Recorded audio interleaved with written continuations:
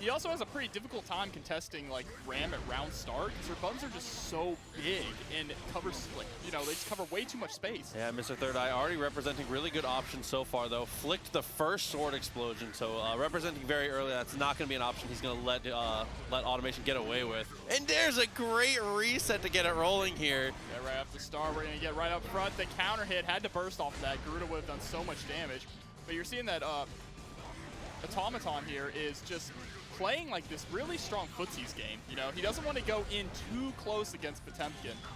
And there's the wake up super. Misses Kara, got the knockdown still, close slash into Garuda, a little bit of chip and 2D to, okay, works it out very well. Leaning into 2D as your first layer of mix-up off of Garuda, that's gonna get him a ton of mileage later. Absolutely, you're gonna be stuck wondering if you need to block that. But again, Automaton here just, oh, great block though there on the Hammerfall. Doesn't get the punish there on the Rekka. Still okay though, gets it with a close slash, and again, close slash into Potbuster. The second time, and he's able to get the side switch. Nice execution. No wall break, wants to hold on to it. Oh my god. It's enough to kill. Yeah. I was gonna say not enough, but what do I know? That's one thing I really like from him as well, is going for the 6H and not going for the hammer stop. I mean, sometimes depending on the combo route and depending on where you end it, you need the hammer stop for 6H, 6H to work. But when you're that close in a situation like that on a very short combo, you do not need the high execution stuff. You can just 6H and then mash it again. Yeah, absolutely. That's a great thing about Potemkin is while he is one of the highest execution characters in the game, to play him at like really optimal level, yes, he does so much damage that you don't really need that. You can work with just the basics. Absolutely. I mean, once you get into Carback Mega Fist territory, there is a ton. Oh, that was from max distance too, but the 2D, yeah, a little too far. And no punish. Starting to hesitate a little bit here from, dude, Ram's got to be a little more careful and needs to be more willing to swing on situations where you know he's punishable. Yeah, and Ram's really just sticking with these S and H buttons, which are not going to be breaking the armor. Mr. Third Eye's getting a lot of mileage out of these slide heads. Okay, great way to break out of the corner. Goes for Garuda. Wake up, best super. Oh, there's the gold burst in the corner. Potemkin with a 100-meter. Here we go. Throws up the Aegis.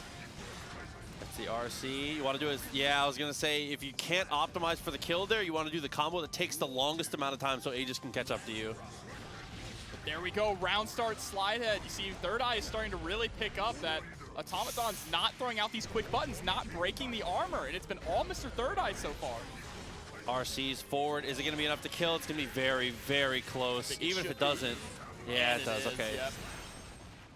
And just complete domination here in the neutral game by Mr. Third Eye. Automaton is trying to play this footsies game. It's kind of scared to get too close to Potemkin, which is understandable, but when you're just staying at that distance, throwing out S and H, and you're not able to break the armor, you're just going to keep getting knocked down, and then Potemkin's on top of you anyway. Yeah, I mean, Automaton, the biggest issue definitely is just hesitating and not being committal enough. If you are showing fear to... Potemkin did round start slide head, that's not real. Like, he understands that you are hesitating and playing it a little slower than you should, and he's taking advantage of it. So Mr. Third Eye is doing a great job of pressing this huge advantage, but Automaton is kind of giving the advantage away. It needs to be, I like this more. Even if you get punished for an instant air dash, I would like to see him be the aggressor more. Potemkin struggles when he's being the one forced to block. Yeah, absolutely. He really suffers on defense. Oh, nice flip over the Aegis, but still gets clipped by the RC here. Burst to get out of there. That's a really risky burst. Got him with the, did the heat knuckle right away. Okay.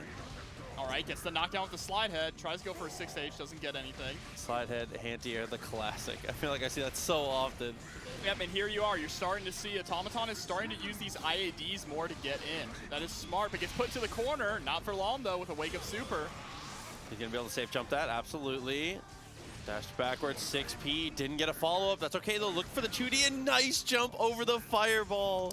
Now, that is a situation where you can afford to play that footsies game, be a little more hesitant when you're just like one hit away.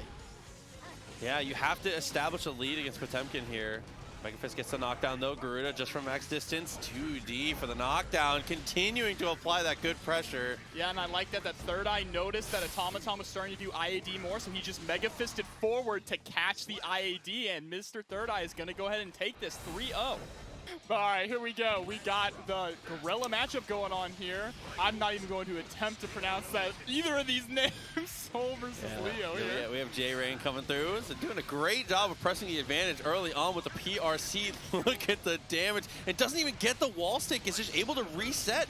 And sometimes that's the best situation for Leo. Sometimes the wall stick is not worth it. You love to just get that counter hit, reset it, get the side switch. That's amazing stuff from JayRain. Yeah, and blink and you miss it round there, just completely in control from Jay. And there we go, immediately trying to establish early that Mike is willing to DP here. I like that. This is the kind of matchup where DP is kind of like the great equalizer between these two characters, as you can see. Well said. Two characters, probably the two best DPs in the entire game. They're going to use them. No, absolutely. As he runs forward, gets the throw there. It's the punish. Runs up with the 2K2D. Has his knockdown, but yeah, of course, he's going to go for the DP. Yeah, but there's the run through. It's going to be the burst to set himself up. Trying to back off a little bit here. Vortex actually wins out in neutral. JayRain forced to take the burst off the table, but Mike is still in trouble here. Might actually... No, the dribble is dropped. Yeah, just a little too far to get that conversion, unfortunately. Just a tiny bit away. But there we go. JayRain takes it. Game 1. Yeah, fast and furious in that first game. I mean, a lot of that came down to Mike. I don't know, a couple DPs in errant places, which, again, as we said, it's very hard to blame you when you have such a good DP in a very mix-up, Vortex-heavy matchup. It's hard to blame you for swinging that DP out. So yeah, and while Mike didn't get really punished a lot for his DPs, he was giving up his turn. Agreed. Yes. You know, he'd wake up with the DP, and then JayRain would be right on top of him, not allowing him to move. So maybe he needs to scale back the DPs a little bit, try and establish more like 2S, 5K pressure in the footsies game. It's a little difficult sometimes for Soul to play footsies against Leo, because Leo does have bigger buttons than Soul. From that max distance, was able to get the burst out of him there. Kids couldn't get anything afterwards. Continuing with the pressure here. I love the switch into guard stance, but Mike has all the answers here. Yeah, and a nice little conversion there from the air. Oh, max range goes into the PRC. Going to continue to juggle here. Doesn't break the wall, though. No, wants to hold on to it, get that extra damage. The counter hit DP, and we get the wall break here. Positive bonus. Are we going to see a run through? This is going to go for the run forward. The DP comes through. Nice block on everything, but running out of barrier and goes for the DP again. That was the Hail Mary DP, banking the entire round on that.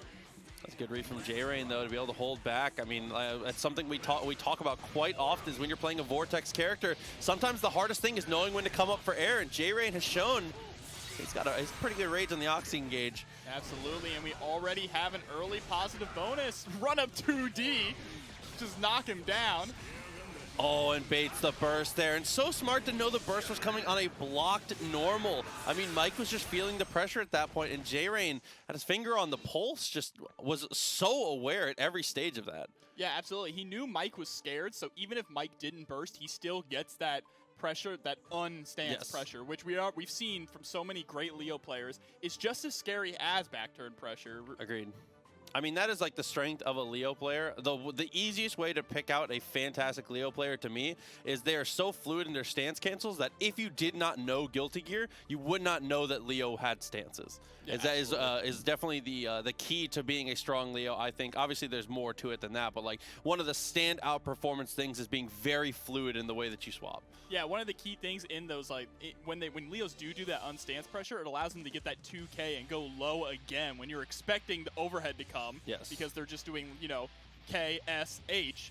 Instead, they back turn and get you with a low again and go into a full wall break combo. So we'll see if Mike's kind of running out of time here. JayRain has just never let up the gas for a second. If he can continue to find this much success as Rushdown comes through, but the 6P answers. Mike looking better earlier in this game, even with the momentum burst. Yeah, trying to go for that run-up throw, though. Big counter hit here. What a conversion. Pushes all the way to the corner. And guard stance continuing to put a great amount of pressure in. That anti-zoning fireball, though, and the Vortex is punished. And JayRain is just controlling neutral here. Yeah, Mike has just gotten caught into a couple situations that have just been a little too uncomfortable for him. JayRain, plenty of meters, should be able to get the kill off of that, and now Mike is down to his final round, potentially.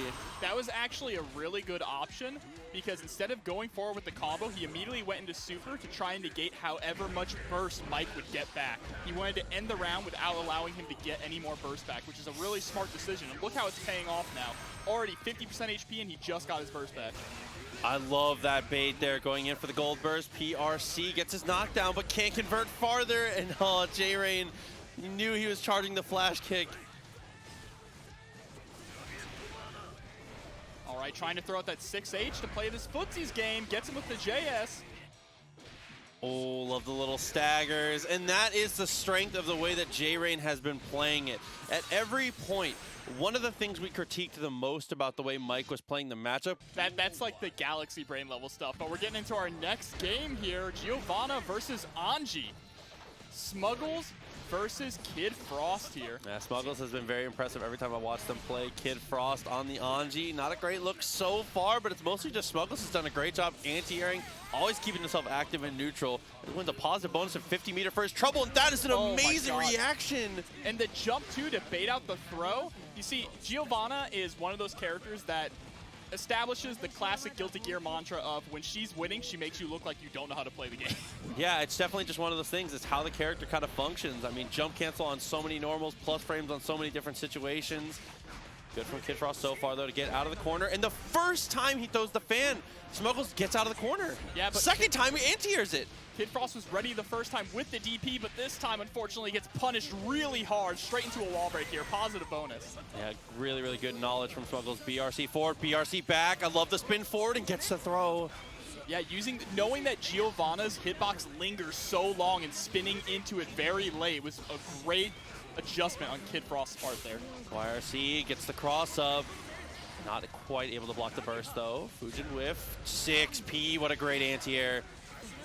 Same side mix there. Yeah, it's going to be the punish there. I mean, close lash counter hit. You get the spiral arrow into the 5K. You get plenty of damage, plenty of knockdown, plenty of corner carry. And that's the greatest strength of Smuggles. When we're talking about Giovanna, we can put them in the same kind of vein as Soul. Very simplistic in the actual design, but it kind of opens you up to so many different pieces of knowledge, different things you can do. Absolutely. And one thing at the very end there, though, KidFrost had the right idea. When he got hit with that flip kick, he was pressing 2P to try and stuff something from Giovanna. Yes. Unfortunately, it was 2P and not 5P. If it was 5P, he absolutely would have stuffed it. So he knows that he needs to stuff Giovanna's specials early, but we'll see if he can make the adjustment to really take control of it. Huge shout out to Nick Bad, by the way, who can legally drink on the TNS stream now. 21 months. Nick Bad, I love you. Dash over, is just trying to chase behind the butterfly here. Smuggles slows it down, but it does not pay off for him. Fujin into an incredible corner combo. That is going to break the wall. With the super, too, so we're getting that positive bonus and some great Oki here. That's smart from KidFrost to go for the hop forward just to make sure he was close enough to get that to work. Oh, and meets him straight off into the mix-up. This is a different KidFrost we've seen early on. Yo, buff Anji, I agree. And there's the wall break. Wow, 2 combos. That's all it took. Yeah, 2-touch game on counter hits. That's a great way to go. All right, and then the round start spin there. Well, KidFrost, I don't know what changed in between games, but KidFrost is playing like an absolute demon here, dude. Yeah, using the spin to get through these big recovery moves from Giovanna. It's incredibly smart, but gets anti-aired by the 2D. Yeah, 2D, a very versatile button there. 50 meter available. Smuggles trying to look for the knockdown. 6P answers, went for the reversal wake-up super.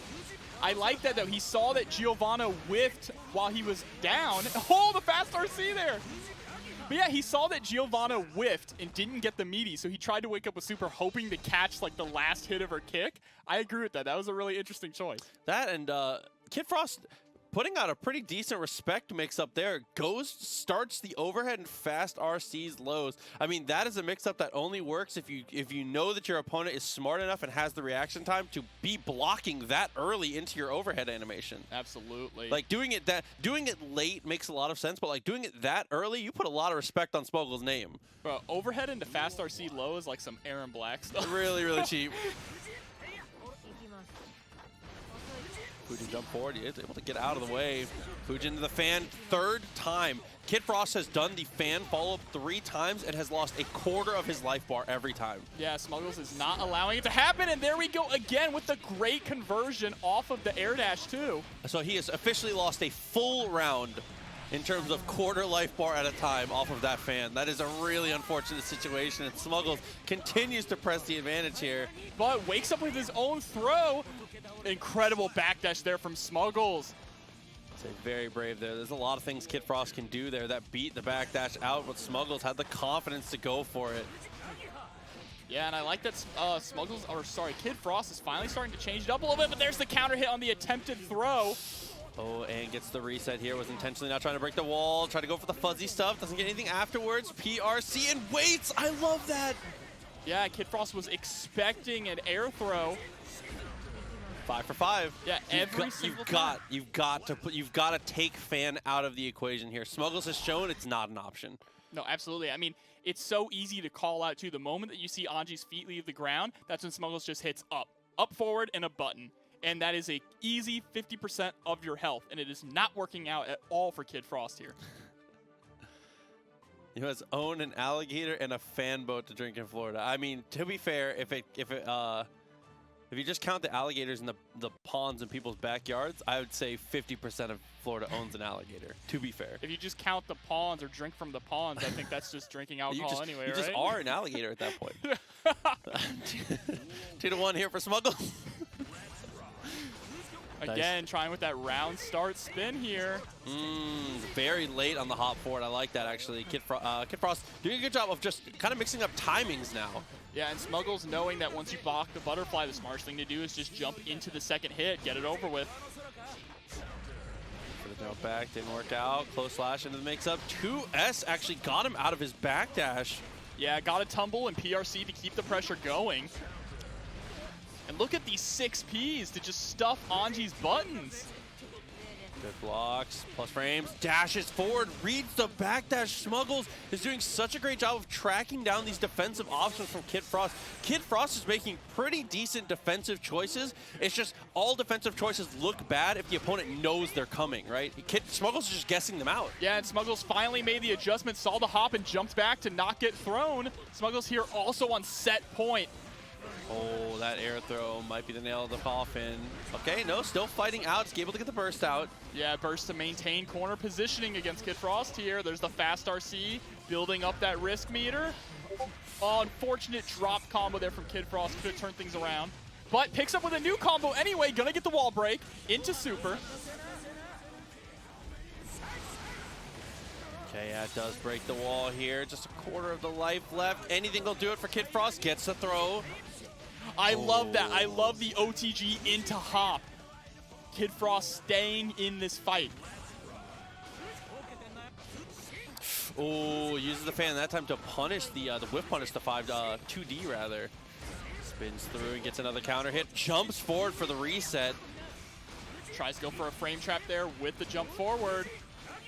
He's gone for throw every other time, so trying to go, raw overhead, but doesn't convert off of it. And for the first time, the fan goes unanswered. Reversal Fujin, nothing to follow up. Max meter here for Smuggles, could kill on a potential hit depending on how it starts in the DP. That could have been it. Oh, RC versus RC. 50 meter here for Smuggles, press to the corner, not gonna be enough to kill. Next touch could do it. There's the 5D. And that's gonna be, no, it isn't. Unfortunately, the wall broke too fast. This is still anyone's game. I don't know what he woke up with, but it does not work out. Smuggles dashes forward and goes for the throw, dude. What a way to answer. Up against Giovanna, piloted by... It's like deraY, it looks like. Yep, deraY here. Let's see if Heretic can continue. Heretic has been placing very well in most of the tournaments I've seen from them. Able to get the double stroke there. Love that little... that frame kill to get closer was so sick. I've actually never seen that. But there's the wall break here with Fortismo. Gonna get some mix-up going. Goes for the overhead, double overhead.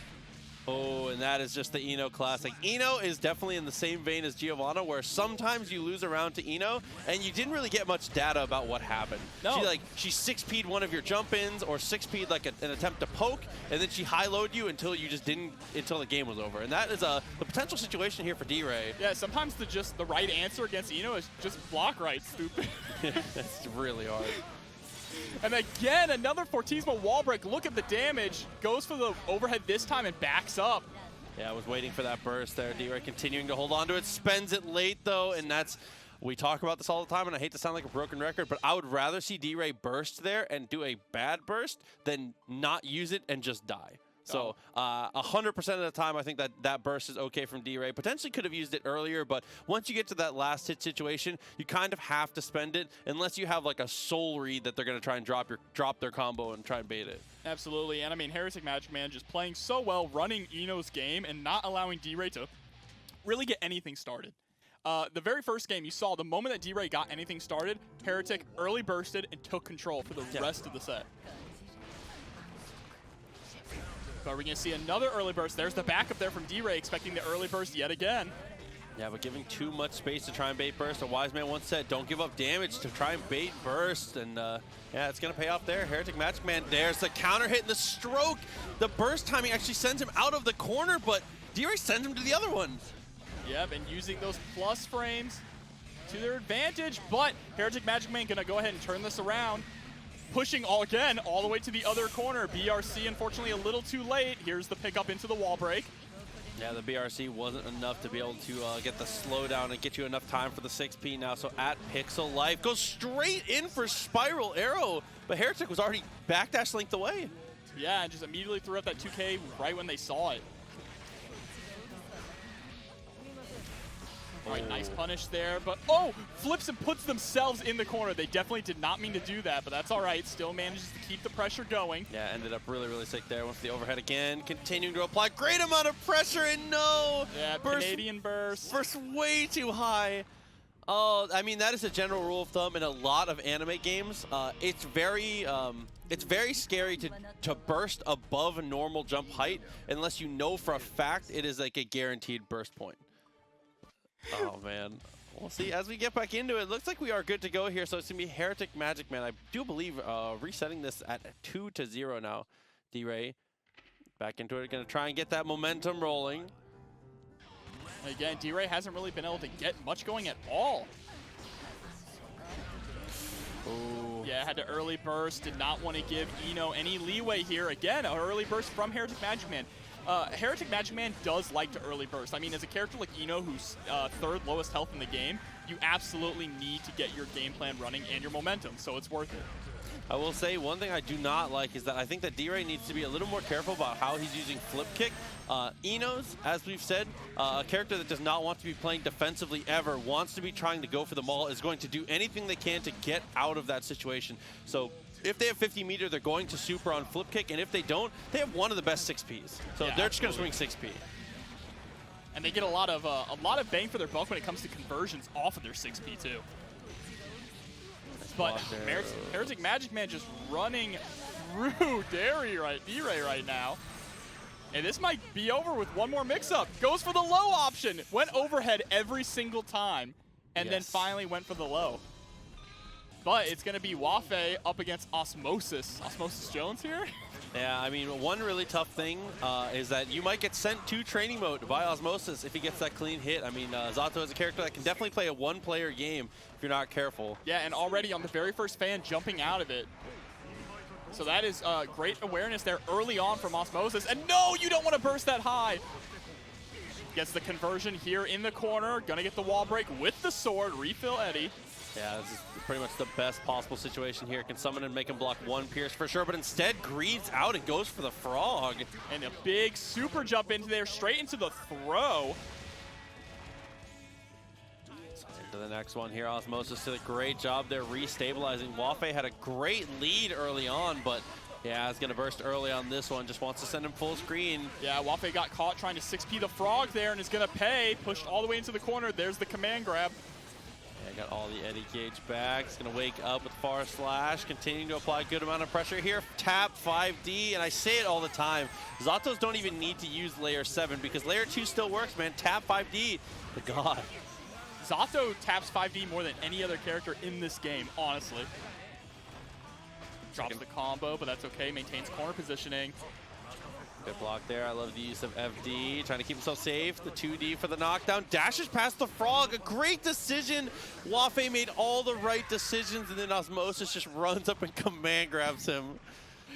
That's one thing you have to keep in mind with Zato. He can grapple you. He can play that grappler mentality, you know? He sandwiches you, and you're expecting the high-low mix-up, left-right, and he just runs up and scoops you.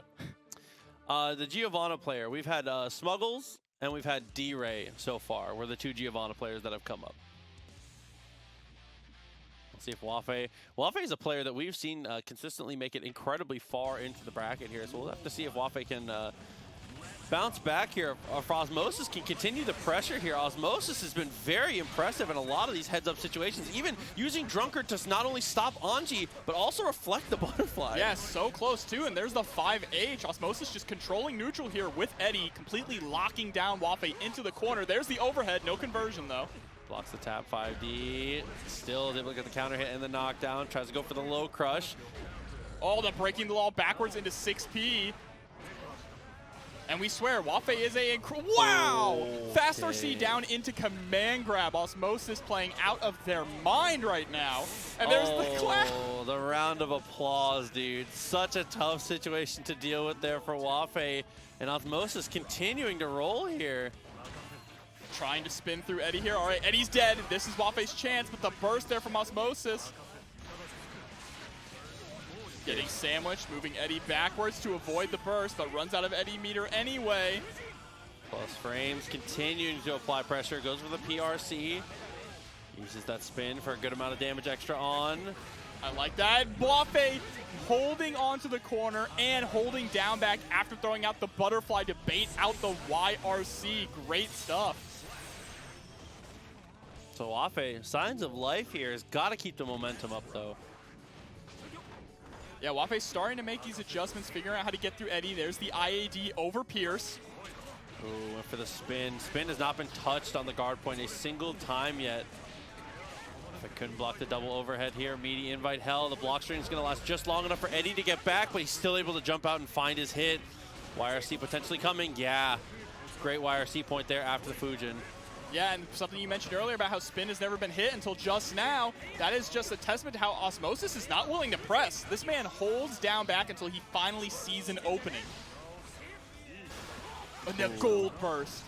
Yeah, it looked like he was even trying to bait that burst there, but misspaced himself just a hair. PRC forward, gets the knockdown, and goes sword off of that. Yeah, OTG sword immediately into Frog. And there's the 2P to kill Eddie. PRC, keep that pressure going. You cannot allow Zato to escape in a situation like this. Great Fujin, continuing, like you said, to stop the backdash, gets the throw, and the OTG is enough. Wafe is on the board and is starting to even this back up. I mean, really hard fought, and I think that that's how most of the matchup goes for Anji versus Zato, is it's more like when Zato wins, he does kind of just steamroll. Anji has to fight pretty hard. He doesn't get as much mileage per hit as Zato does when he hits you with Eddie. And chasing Zato down can be very difficult, so you take a lot of chip damage on the way. So the life bars are going to tell very different stories, and so is like the amount of time these rounds take. Yeah, absolutely. Spin is not really a good option in a lot of cases against Zato because Eddie can hit you from so far away that it's just going to negate like anything your spin does. You know, it gives Zato time to see what you're trying to do. Cancel there. Second frog was so smart. It's going to stick him to the wall here. Look at the life bars. And that, as we said, is just how the matchup goes sometimes. Sometimes Zato finds that good hit. That's all he needs. PRC, keep the pressure going. Eddie is still here. Goes to the other side with Eddie. Nice jump over. Try to go for the low float, but wasn't able to get anything afterwards. 2K2D into invite hell. Is doing a great amount of pressure, but the overhead lands. Oh, wake up throw there from Osmosis immediately into Pierce, takes the round. All right, and again at this round start situation, immediately Wafe goes for the DP, not able to convert off of it.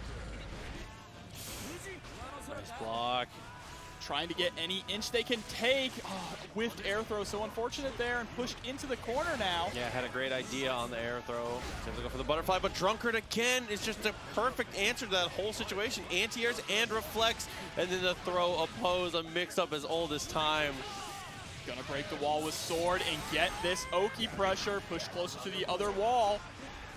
Guaranteed block on the Pierce there, went for the drill, double overhead. And Wafe is blocking for dear life, but just gets hit by the sword and sent through the wall again. Drill continuing to apply a good amount of pressure, yeah, and tap 5D with the oppose behind it. Osmosis making it 2-1 now. And what you saw there from Wafe is the very last time that happened, once a post came up into the corner, Osmosis went for the throw. So Wafe knew that happened before and tried to go for the 5P, but this time Osmosis was just willing to wait, see what he did. That's a very smart stuff. And here we are, we're gonna move on into our possibly final game here, unless Wafe can really dig down and bring this back. For the backdash at round start is going to burst on a blocked normal here. Frog going to cancel. Using that Pierce to extend the pressure, gets the knockdown with Invite Hell and continues to apply so much good pressure, but Fujin blows everything up. A moment of reprise for sure here from Wafe. Great jump back from Wafe there after seeing the PRC. Invite Hell just to create some spacing, not allowing Anji to get in. And this is what you're talking about. Anji has a very difficult time chasing Zato down. It's just not easy. That was an incredibly sneaky command throw, though. Went for Pierce right afterwards. He woke up with FD. Waking up with FD may be too defensive of a choice there. You are in a situation where you need to be fighting it out and trying to get the victory. I mean, waking up blocking there or just doesn't seem like it is what you need. There's mashing out that 2P, not allowing Zato to get started. That's more of what I want to see there. Great anti-air, applies amazing pressure afterwards. Doesn't RC afterwards, recognizing that Zato's punish was not going to be very big. That's it for the Eddy pressure. Now Wafe has to press their advantage, tries to go for the fast RC into 2D. Are we going to get a wall break here, possibly into super? No, drops the combo, so unfortunate. 2H in the Frog, sends him full screen, still has burst here. Wafe, yeah, able to get out of that round with burst still intact is incredible. Yeah, and knowing where the gap is in Pierce and capitalizing on it. Ooh, try to go for the jump over the empty dash in, does not work out. Drunkard is the answer to Butterfly, and he's shown it time and time again, but now with both bursts off the table, next mix-up is crucial. The RC doesn't reach far enough, but it still allows him to keep the pressure going. There's the spin into neutral jump. Nice pickup here from Wafe, converting all the way into the corner. Try to go for the overhead mix-up there. Nice block. He still sticks him to the wall, though. This is a huge advantage for Wafe, and he's available, though. He goes straight in for a pose. And this might be it.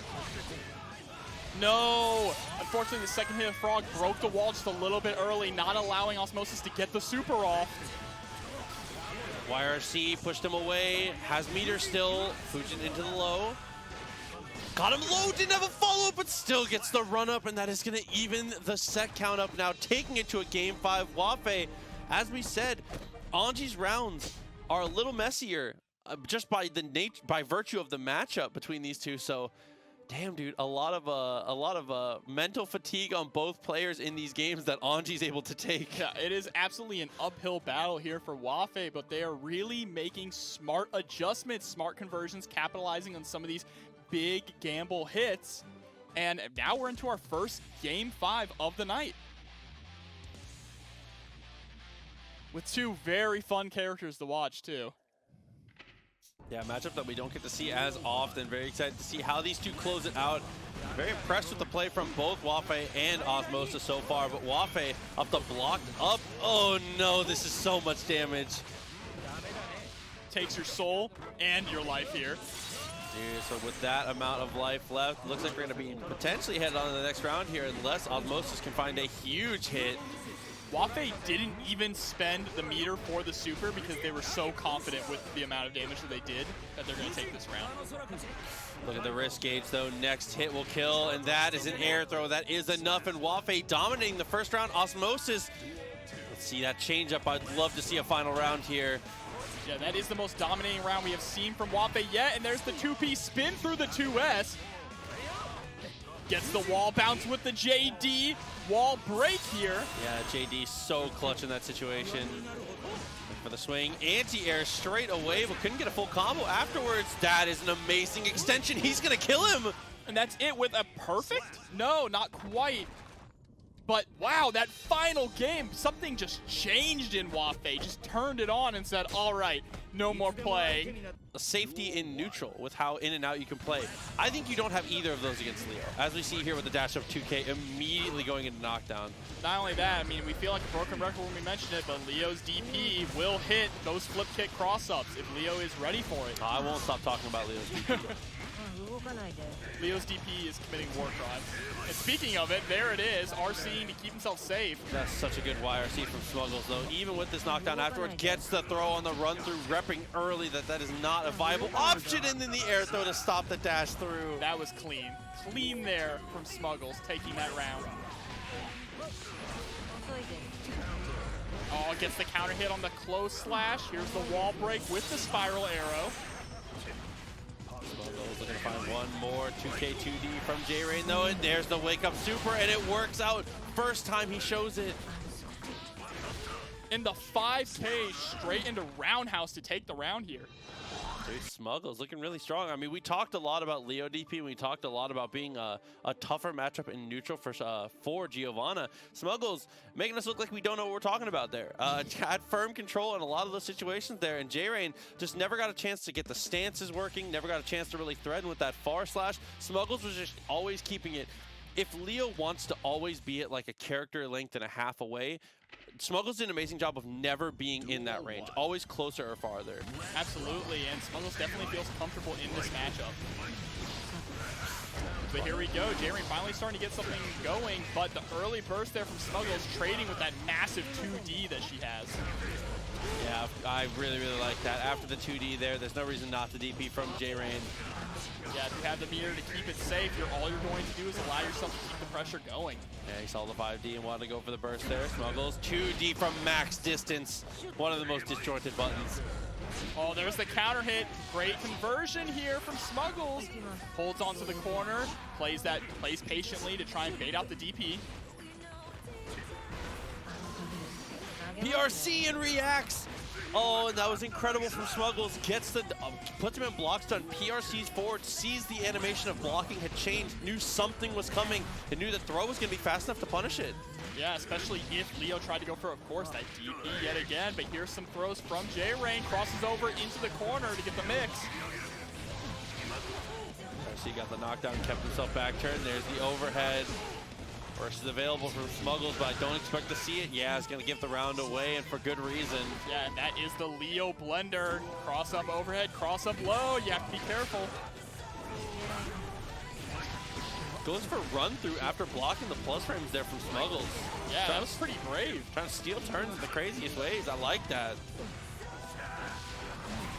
Great backdash there, of course. DP to steal your turn back. You have the meter. Another throw, continuing to apply great amount of pressure there. 2K into nothing. Fast RC, got the burst out of him. And the way that Smuggles is utilizing Gio's block dash is just so clean. Yeah, so at every stage of the game here, Smuggles is just doing a great job of smothering out JayRain. I mean, as we said, Smuggles has just never felt like he was behind. Even when he's on knockdown situations here, has been comfortable just blocking, has been comfortable just holding on to that FD, doing a great job to where the second he has enough space, he's able to take that and run away with it. The one time he was feeling really pressured, he woke up with super and was not under pressure anymore. Yeah, and I mean, one thing really about Smuggles is that when they're able to convert off of just seemingly the most random hits into massive damage, which is incredibly valuable for a Giovanna player. And also just the way that they play neutral. You're seeing a lot of this backdashing, a lot of 5K, a lot of 2D, just throwing out these really quick buttons or big buttons to try and steal turns. Another knockdown, dashes forward. BRC's backwards, just wants to go for the weight. JayRain dashes out of the corner. And the conversion there off of the guard point doing so much damage. The backdash is there. That's something that a lot of the people need to learn. If you have the timing or you see that they have mistimed their mix-up, a lot of the time you can't backdash that axe slam, and what a conversion off of 5P. 5P, 5K roundhouse to take that round. Smuggles playing insane right now. And JayRain is playing incredibly solidly too. Just not able to close out these games at the end. Block. Got the throw on the run through, showing it's not a real thing. Got the cross up and continues the blender. Yeah, I like that. Getting the cross up. JayRain saw that they got hit, probably resigned to their fate, and then got tossed. You ever just drop a conversion to throw your opponent? BRC forward, is able to block afterwards. Great secondary cross up there from JayRain. Yeah, it doesn't go for the wall break, wants to hold on to this corner positioning. There's the tick throw. Oh, and fakes the tick throw on the last one. He went for that 2K and faked unstancing. 2K and that tiny waddle. That waddle is all he needed to be convincing. All right, there we go. 2K, 2D gets the knockdown again into the unstance. Same side. That was a full combo, by the way. Good lord. There's the tick throw off of the 5K. Smuggles having to burst to get out of the corner. 2D, what a conversion here. That clashed. He got canceled in the spiral arrow though and gets thrown out of it. There comes the wake up super to punish the overhead attempt. You have the spinning dog kick here. This 2D is putting in so much work in this matchup. Tries to go for the dash up throw, but whiffs it. Again, the cross up comes out. Nice dash away. 2D for the answer. Looking for that Same last side. hit. Oh, and JayRain got burst back just in time, but wasn't able to access it, and that is Smuggles. Yeah, Smuggles taking a clean 3-0, moving. Maybe Stealthy enjoys this matchup a little bit more than playing the mirror. And of course, guys, this is Zintai versus Stealthy, two of the best Axel players in the Americas here, going up against each other. But Stealthy instead opting to rock the Kai this time. Yeah, I do think that Kai is a very strong character that people are just starting to wake up on how strong he is. Again, though, I think that traditionally a lot of people think that even Kizzy, who plays mostly Kai, switches to headband Kai in this matchup and wants to play Soul. So a lot of Kai players agree that this is not an easy matchup. So an interesting choice from Stealthy, like you said, maybe just wants to avoid the mirror. Stealthy is controlling this so far, though. I mean, look, when you know the character in and out that you're fighting against, like Stealthy knows Axel. Oh my god. Fully charged up. You know, even if Kai has a bit of a disadvantage against Axel, Stealthy knows Axel. Agreed. Oh, and uses the stun dip for the low profile there. JS is actually not a great option in this matchup here because of how good stun dipper is and how it can low profile if you're like 2 to 3 character lengths away. You can get huge advantages off of it. There again, another 5D throwing out that heavy charge stun edge to keep that pressure going. PRC into flip kick. Yeah, plus frames, gets the throw. Here comes the fireball. Tries to steal the turn again. What a conversion there. Stealthy going into close/heavy fireball. Definitely not a real thing, but knew that Zintai just had the read on Zintai not being able to be aggressive out of it. Yeah, I mean, Zintai really had their back to the wall that entire match there. Just not knowing where they can jump out or where they can press because Stealthy's offense was just so varied, something you don't normally see from Kai's. I mean, Stealthy is starting to make me a little bit more. We'll have to see more before I'm fully on board. But the way he plays this, he's making it look like the Kai players just need to catch up on the matchup knowledge here. He is playing incredibly well, and part of that is credited to the fact that Zintai is kind of on his back foot here, has not been anti-airing very much, but now we're starting to see it here with the 2S. Yeah, Zintai finally starting to get some things going here. All trying to go for the JH, but unfortunately pulled Stealthy over to the other side. That's a full punish from that distance. Very smart stuff there. Optimal from Zintai. Yep, there's the Renson and the run-up 5P. Oh, no. No way. No way. And the wall break! You just run up and ride the lightning? Oh, no. Yo, and shouts to Southpaw Flash. When's biking, Proxy? Sucks. 10 months. I love you. JS, good amount of damage down. Max meter. He's going to go Dragon Install. Is this going to hit? Oh, my God, it hits in the RC! All right, so I don't have time to explain as much as I would love to explain about Dragon Install. Long story short, he chips you so much. He's in Mountain Dew mode now. Dude, when he is activated into that mode, the amount of chip he puts out is probably scarier than any of the new combo routes. So he is just winning by making you block them. No, for sure, absolutely. But I can't believe that hit on the other side. It's a good hitbox. Zintai was not ready for that. It's just not something you see often because investing into that and pushing them away. What a tech, by the way. Look at all this pressure in the corner. Finally, Zintai able to poke out, putting Kai at full screen. Oh, I love the JD. Yeah, just for that double overhead there. Classic run-up throw. Close slash, nothing. Oh, he swung for the fences there. There's the PRC. Going for the full conversion here, pulling back, switching sides. Run up Dragon Install. What a madman. He has burst. That's safe on block. But Zintai could have pressed there. Dragon Install is not fully invul on startup. Good blocks. Oh, there's the gold burst, keeping Kai full screen. All right, we have One Vision on deck now. Oh, and for the RC, Stun Dipper expected soon. Oh, One Vision going away just as he gets the JS, and there's the RC 6P! Oh, Kai, we talk about players having the best 6P. I firmly believe that I think Kai has the best 6P in That's the game. the people's elbow, It's bro. an unbelievable move that leads into incredible follow-ups there. That was a smart burst point, too, knowing that bombers were coming. That's part of the Axel knowledge, right? Stealthy is playing this matchup beautifully, but finally Zintai poking out of that charged stun edge startup. That is what he needs to do to take these games. Yeah, you cannot let him. Close slash into heavy stun edge is an egregious turn steal. Yeah, and there we go. Clothesline from hell, straight into One Vision. And we're gonna get a wall break here with the bomber.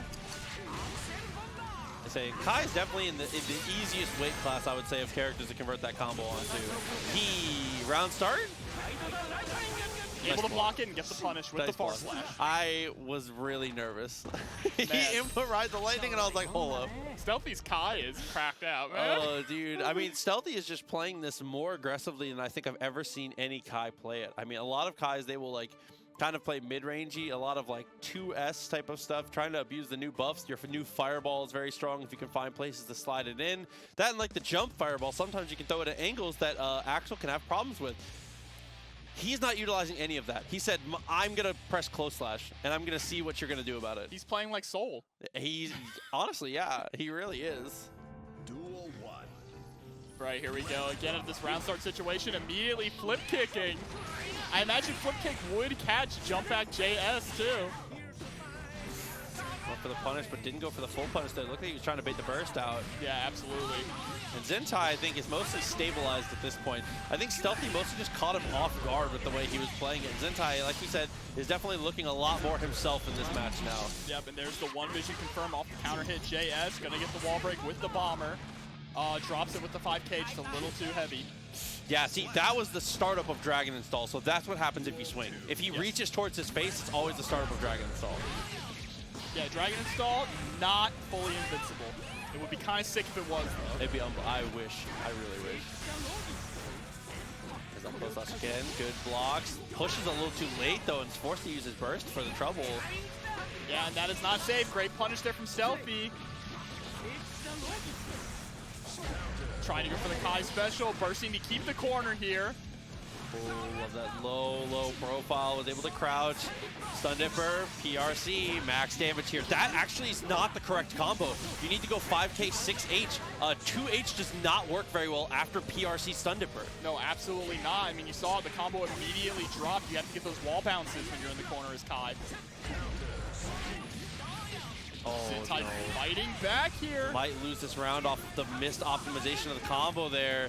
Gets the JH, the double jump into JH. He had him Stun Dipper PRC there. So for combo routing for Kai, if you used something that was almost going to knock them on the ground, like the closer to the ground you had them at any point, the less stable 2H is in your combo. So doing Stun Dipper PRC, close slash 2H, you end your combo with the next thing. So if you do flip kick there, it does not get the ground bounce. It will just lay them on the ground, and you have to go for potential OTG. So that was just like, that just didn't work out because it's a little bit of, I guess, maybe a lack of experience from Stealthy. Maybe hasn't played the Kai just as long. That's like a very niche part of the combo game, but you have to maximize damage as Kai. Yeah, absolutely for sure, but Stealthy now opting to put on the denim and go straight into Axel mirror matchups here. Strapped up in the Canadian tuxedo. He's set up ready to brawl. Yeah, brother, let's rock. Time to go with the far slash, able to go for the 2K2D. And rushing down the same way he was before, just this time, like we said. He's chosen to do it with Axel, has the sickles instead. Oh, drops the bomber, unfortunately, here. Oh, it's all right, though. Still holds on to the corner. And this is what you're going to see a lot. Axels really like to weave in and out, especially in the mirror matchup here. We talk about it all the time. Mirror matches in Guilty Gear are pretty cursed. These characters can deal with their own stuff really, or they have a hard time dealing with their own stuff is what we normally say. He didn't have charge though. Run up, got the hit. Burst is available. He's gonna choose not to. The patience of a monk from Zintai. It looked like Stealthy might have been trying to go for a bomber right after that 6H, but got 5H instead, just a little too late. He's going to try and even this up, though, the set count. Because he can make it 2-2. The burst is a little too far. Double, dude, just honestly doubles up the combo for Zintai from that distance. And I like this. You're seeing a tale of two Axels here. Zintai is playing the really strong zoner Axel, and Stealthy is trying to go in with the character. I appreciate that, though. I think in this mirror match, a lot of the time, historically, the more aggressive Axel generally has the advantage here. So I really do like this from Stealthy. It's more just that Zintai seemed to have all the answers. But again, unfortunately, it looks like he dropped the bomber. Yeah, luckily he's not deterred, though. I like that Stealthy is continuing this aggressive play style. If this is what he's comfortable in, his winning style in the mirror, he should continue on with it. He's doing, again, a great job with it until Zintai gets that answer. But the drop combo! This could be devastating for Zintai here! There's the RC! Reverse. Again, Stealthy has been dropping these bombers, and it's so unfortunate. There's the JS from Zintai. Yeah, Stealthy was looking for the 2-8s there. Should have been holding on and playing slow. I mean, every single movement as Axel is a huge commitment there. And you can see he can punish himself full screen for those commitments. I like that run up close slash. Close slash is also a really solid anti-air. There's the counter hit, had the charge on deck. That is an incredible mix up there. Got the knockdown, close slash. PRC down against the bomber. And the wall break too with the 5H, just going for the easy combo. Don't want to drop these bombers again. Only needs one more touch to send this into game 5.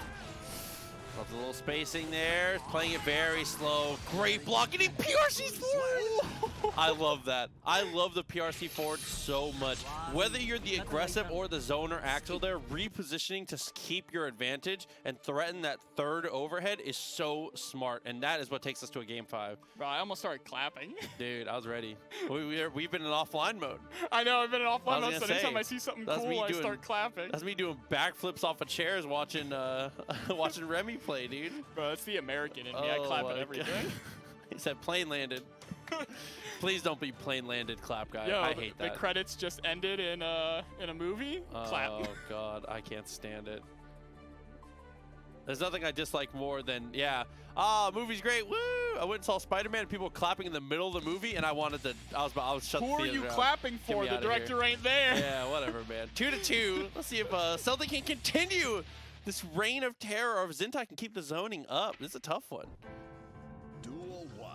I mean, both, like I said before, both these players are two of the best Axels in the Americas.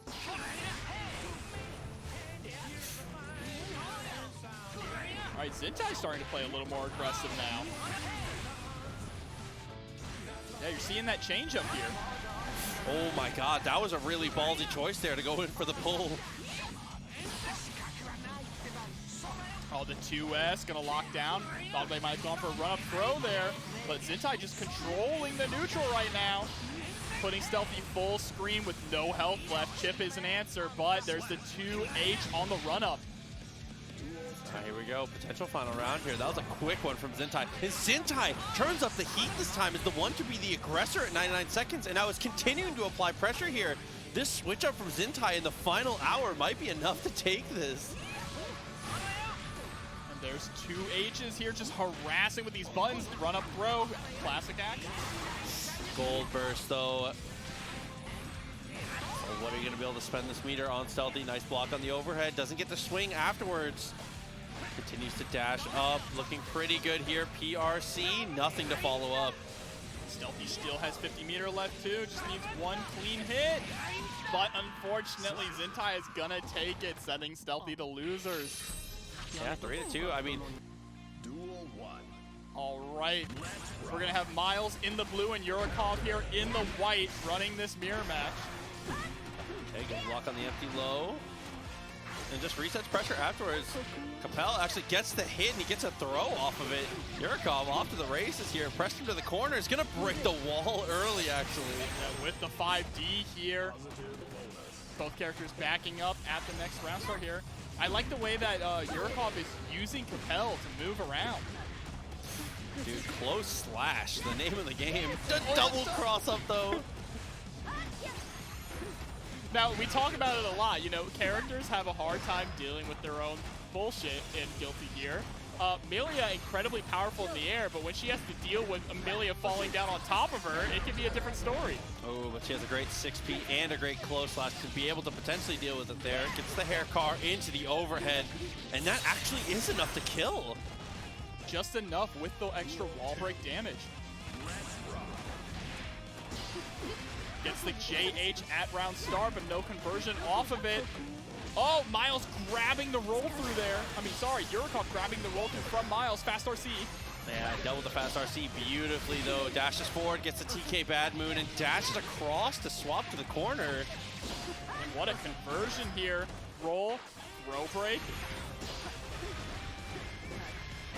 Oh, very nice there again with the hair card, just to catch him, potentially trying to jump out. Didn't want to deal with the pressure anymore. Yeah, and spending that meter to get the full corner carry combo. Great jump out there from Miles with the JH to beat the throw attempt. Ooh, went for the dash over, but wasn't able to dash far enough. I love that from Yurikov. Tried to bait the burst out, but was a little too far. Continues to apply great amount of pressure there. Lust Shaker to crank the wrist gauge a little bit, but Yurikov undeterred is straight back on his feet with the empty low. And there's the knockdown again. Looked like he might have tried to throw an S-disc, but instead got close slash. Here we go, going for the option. PRC, double, triple overhead, but Yurikov able to throw out of it.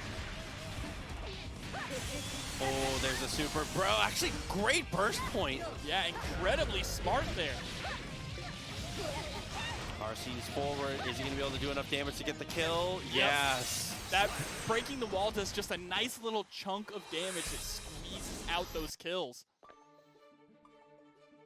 I agree with the chat, though. I see you guys talking about it. I think most of the redesigns that they've done on characters so far have been incredibly good. So it's no criticism to the characters that are returning. The characters that are returning look beautiful and are all very cool. It's just, I would like to see for DLCs and stuff, I want at least 60% new characters on DLCs, generally. Well, you know, I want some plus R characters to get some love. They haven't been seen in 3D yet. And they can have the 40%. You're right, you're right, you're right. All right, so as we said, Yurikov getting that first game down. A lot of it just on mileage per hit. It's something we talk about very often in mirror matches, and especially with low damage characters. Millia not really able to get too much damage off of most touches. It's more about stringing stuff together, but Miles here kind of proved me wrong. Half the life gone on the one touch. Yeah, I mean, if you get that counter hit close slash, that can be it for you, especially against a character like Millia, who has incredibly low HP. Got that anti-air, looking for the 5K frame trap. Nice block and a better tech, and Yurikov gets the better of the trade, has corner position now, but Miles immediately dashes out. Yeah, this Millia is such a high-speed character. When you get those, when you get the corner, you need to hold on to it because she is so slippery. Oh, trying to bait out the burst, but unfortunately gets punished for it and put into the corner. Went for the double dash there. 2K 2D. Actually just let the 2D rock. Doesn't get punished for it, but finds the air throw again. And gets the overhead that JH. And yes, the raid thing is still going. There we go, double overhead. Look at that cross up that JS, so good at contesting that horizontal airspace too. Gets the throw in the reversal.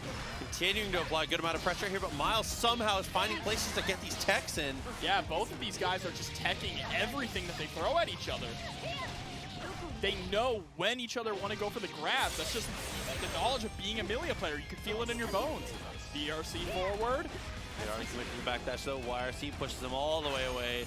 Yurikov feeling very confident in the neutral there to go for the aerial YRC. Yeah, and you're seeing Yurikov throwing out a lot of JS to try and stuff any of Miles' air movement. Oh no, same brain cell, but Miles comes out on top because he does have maximum meter available. Triple overhead is dealt with. Yeah, great fuzzy blocking there from Yurikov. Okay, that is enough to kill. So even rounds again, but Yurikov up a game here. Crucial round here for Miles. Needs this momentum so bad, and what a run-up close slash. Yeah, just throwing out two of them and then going for the 2S. There's the throw from Yurikov, gonna throw out the disc. You go for just one overhead and then a run-up throw, whiffs though. And Yurikov has canceled every single fastball there with a Capel every single time. And speaking of doing it every single time, Yurikov has also thrown Miles' roll every single time. Okay, heavy disc after the super. Trying to bait the burst there. It looked like, or the YRC potentially gets the throw, and that's the kill. Yurikov is now 2-0. Is doing an amazing job at applying this much pressure against Miles. And a lot of that was just Yurikov almost won that whole game off of defense. A lot of the opportunities that Yurikov came across was just from counter punching after relentless amounts of blocking. And a lot of tech throws. Yes. Yurikov was just inside of Miles' mind, knowing, okay, he wants to throw here, and just ready to tech every single time. I'm not sure if Yurikov got thrown in any of those setups once. Yeah, very true.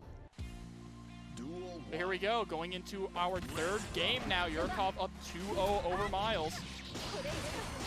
Early burst there, wants to keep the momentum. 2D counter hit forces the burst out. It wasn't going to be too much damage there. Yurikov again, like you said, fastball Capel just to get yourself better positioning. A great press there from Miles after the roll from Millia, from Yurikov, excuse me. Catches the landing frames with the 2K2D. Oh, Lushaker was a little too far. Wasn't confident enough to swing on it though. So much air movement from these two. Trying to play that air footsies game. There's the JH. One thing we haven't seen from Yurikov yet, and I would expect it soon, is if he makes him block close slash, TK Bad Mood is definitely on the menu. We have not seen very much of that from Yurikov. Yeah, once you see 50 meter, that is when it becomes viable. Oh, great trade there in Miles' favor. Of course, we say it all the time. Whenever you trade with a character while your opponent's in the air, it's almost always in the grounded person's favor. Nice attempt there at the anti-air, close slash. 50 meter available for both players here. Miles gonna use his for an extension into a mix-up. What a throw though. Yeah, he gets thrown out of his mix-up and he's gonna pay for that. And we are going into match point here for Yurikov now.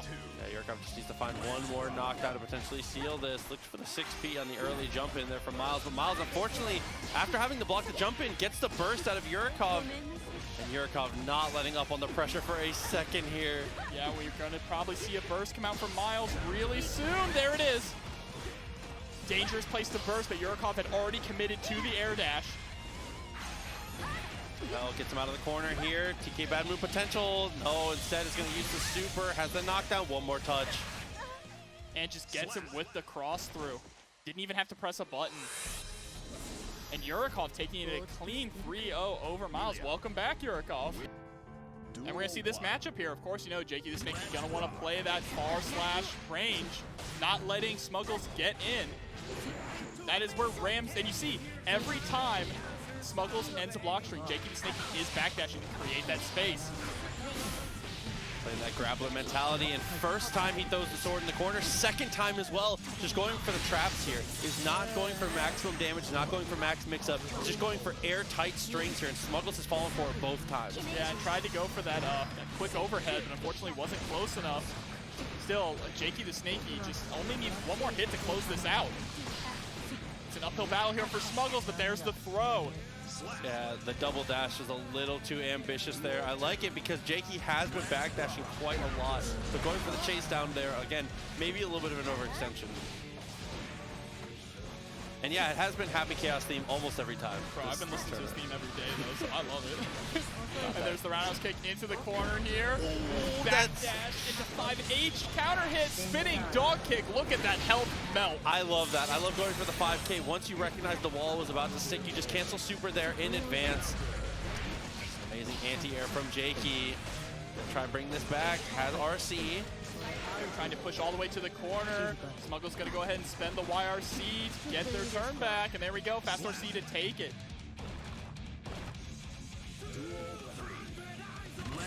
All right, again, this round start situation. Smuggles immediately dashing in. Wants to be within that close slash range. Or sorry, that far slash range. Backdash. Great just block to not get pushed closer to the corner, and an amazing punish as well with the 5K. Smuggles played so many defensive choices in a row perfectly there to win this corner position, but then loses out on one trade and back to the wall and forced to burst. But there's the burst to get out of the corner, but getting hit by the double sword slam into RC. Great 6P. JakeyTheSnakey has been on point with 6P so far in this matchup. Oh, 5P, 5P, 5K. What a string there from Jakey. I love the delays, too, to make sure he pushes him closer to the corner. So incredible stuff there from JakeyTheSnakey. Smuggles was close in a lot of situations, but couldn't quite close out. Bro, JakeyTheSnakey's living in a society, you see? I've seen that, yeah. Oh, my God. Also, yeah, Jacko's theme, trash. What? Okay. I just saw it in there. Damn, shawty. The unprovoked. Look, man. Duel 1. We're getting into our second game here. JakeyTheSnakey up 1. Immediately throwing out a button round starts, trying to stop Smuggles from dashing in. Okay, press to the corner. Jakey, you're gonna have to spend burst kind of soon. No, gets a throw instead. So now, huge advantage as he continues to check. Yeah, when Ram is this close, those swords are really scary to be blocking. There's the explosion again. JakeyTheSnakey with a picture-perfect jump out and a picture-perfect burst bait. Oh, Smuggles, yeah, jumped in, went for the cross up there with the flip kick. What a way to extend that. Was an incredible combo to close the round. Unbelievable stuff there from Smuggles. Taking one round off of it. Dash up 2S, continuing to do so well here. The tech comes through for Jakey, but Smuggles still maintaining positioning. A little bit of stagger, that double backdash there from Smuggles into the 5H counter hit. 5H counter hit, one of, if not Giovanna's strongest starter in her toolkit. Into the super, is she low enough? She is. Good amount of damage down. Is going to be able to get the safe jump here if he chooses, and he does. And the secondary stagger, just a micro step forward into the 2K. I mean, Jakey was on point with teching a lot of throws.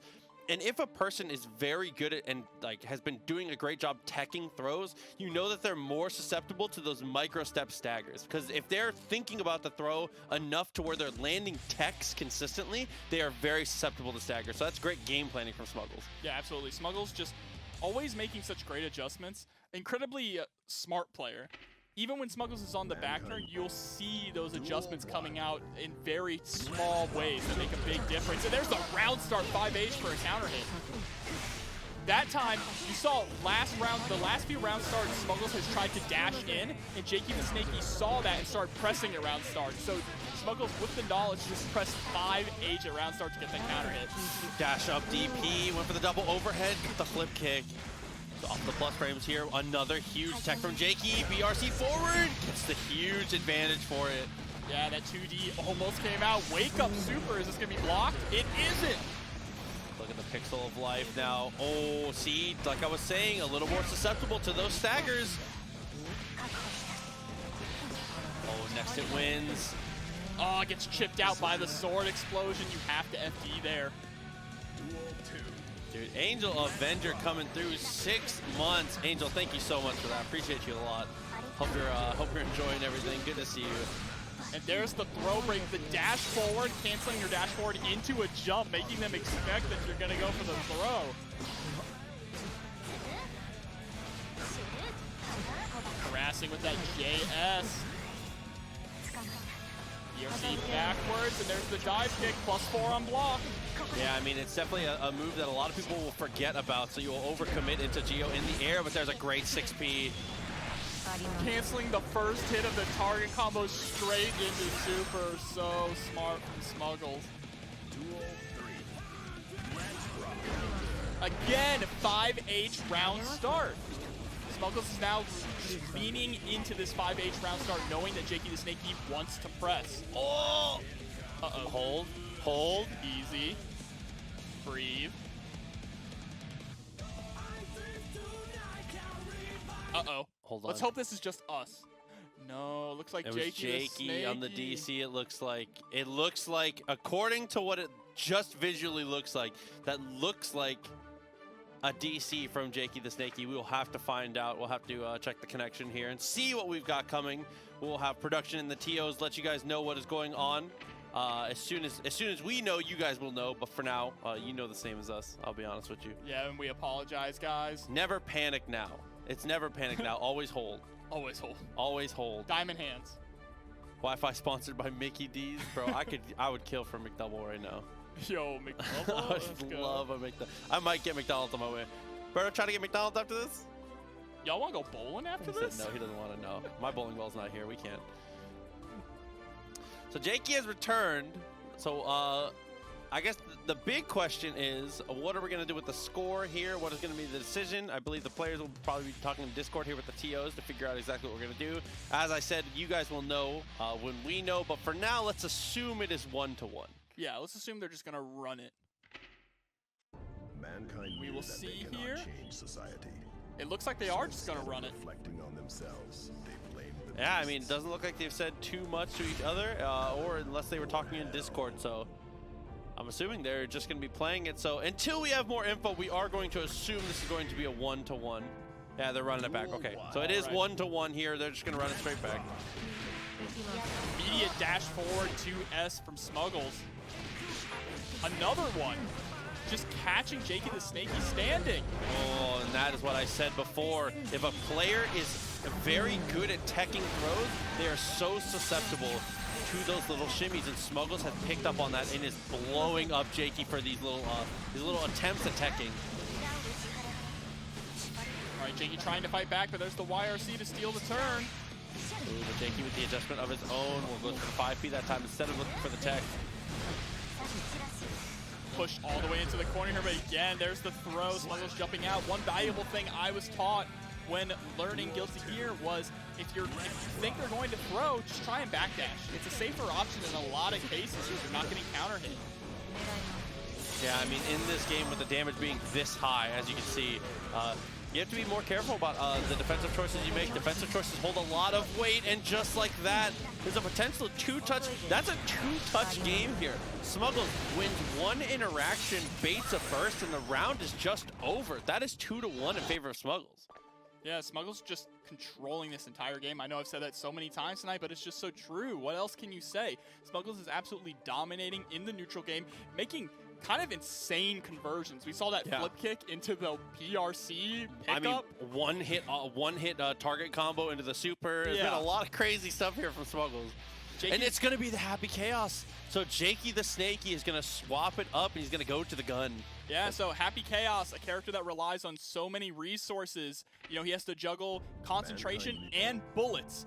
Of course, concentration is the most important thing. Bullets are easier to get back, so we're going to see how JakeyTheSnakey can handle this. Going to burst very early on, pulls it out. With the gun out and the concentration up, it's going to get a good amount of damage from max screen here. Yeah, putting the gun away to try and rebuild that concentration. Dash up, nice little conversion there, and focuses up. I love utilizing your time well to get those focuses in. Look at these gun cancels. Yeah, one of the hardest things about Happy Chaos is when he has the gun out and he's on offense, it's just never your turn. You have to be so brave or so well-informed to be able to break out of his pressure. There's the 6P giving the headbutt, but Smuggles is going to go ahead and throw JakeyTheSnakey into the corner, setting up his pressure. Continue to apply a great amount of pressure here. Gets the throw, which actually punishes something there. Oh, it uses J2K. Of course, Happy Chaos is J2K, just like Chun-Li's.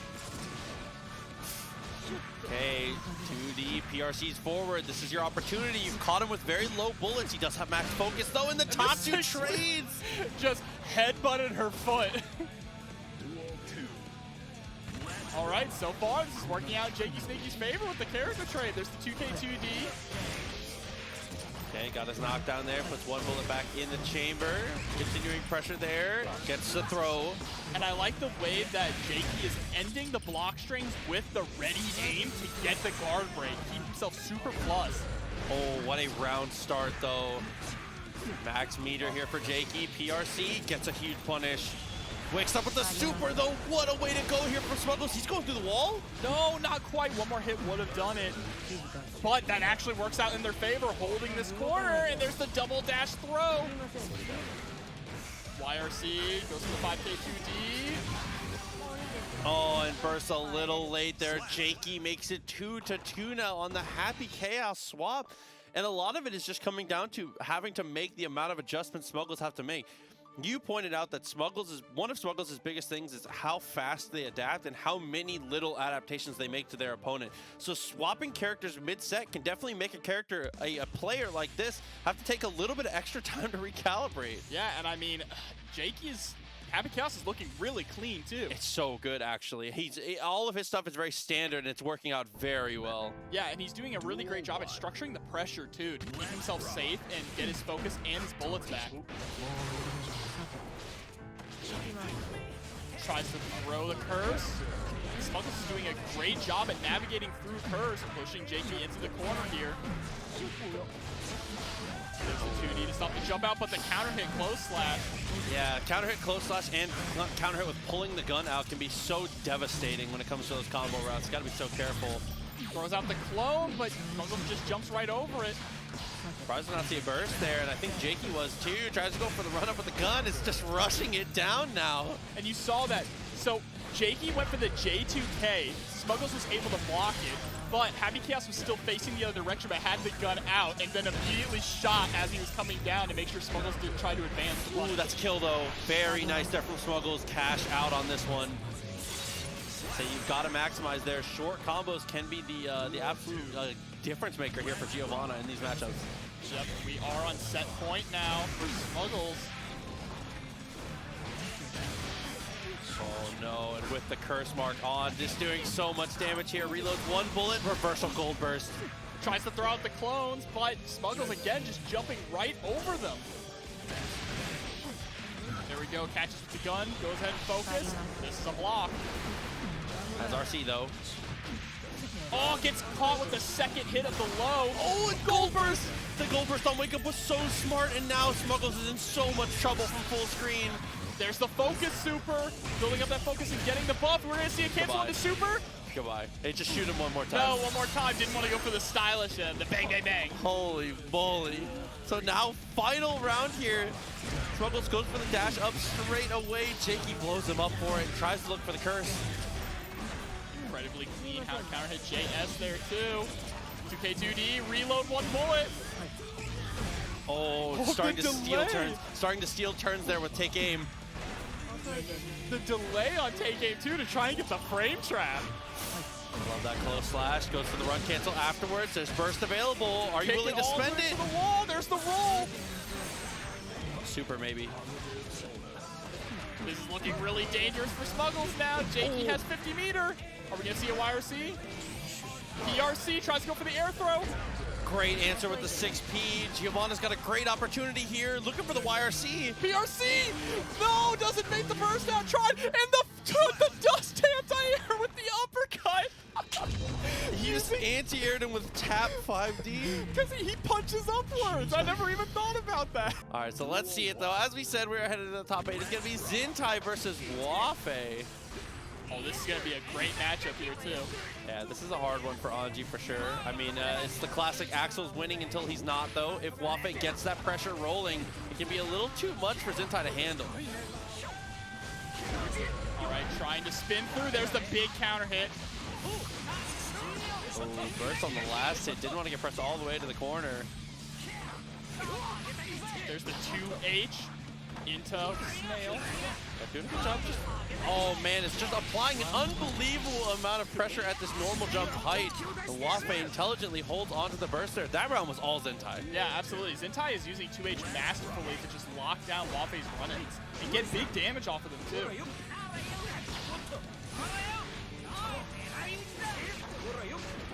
right, Wafe now has Zintai into the corner, tries to throw out the butterfly to create a little bit of pressure.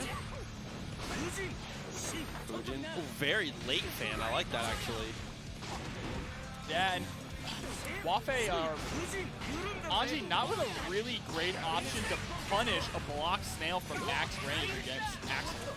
So this is a pretty tough matchup in a lot of cases for, and that's what you'll see why. A lot of 2H and 5B from those long ranges doesn't allow Anji to spin as effectively. Yeah, I mean, that's part of why, too. You see that Zintai, when he's repositioning, he's doing the jump S very, very late because early JS can get reaction spun and puts you in a terrible position here. So Zintai showing off a great, a wealth of knowledge in the matchup here. And 6E.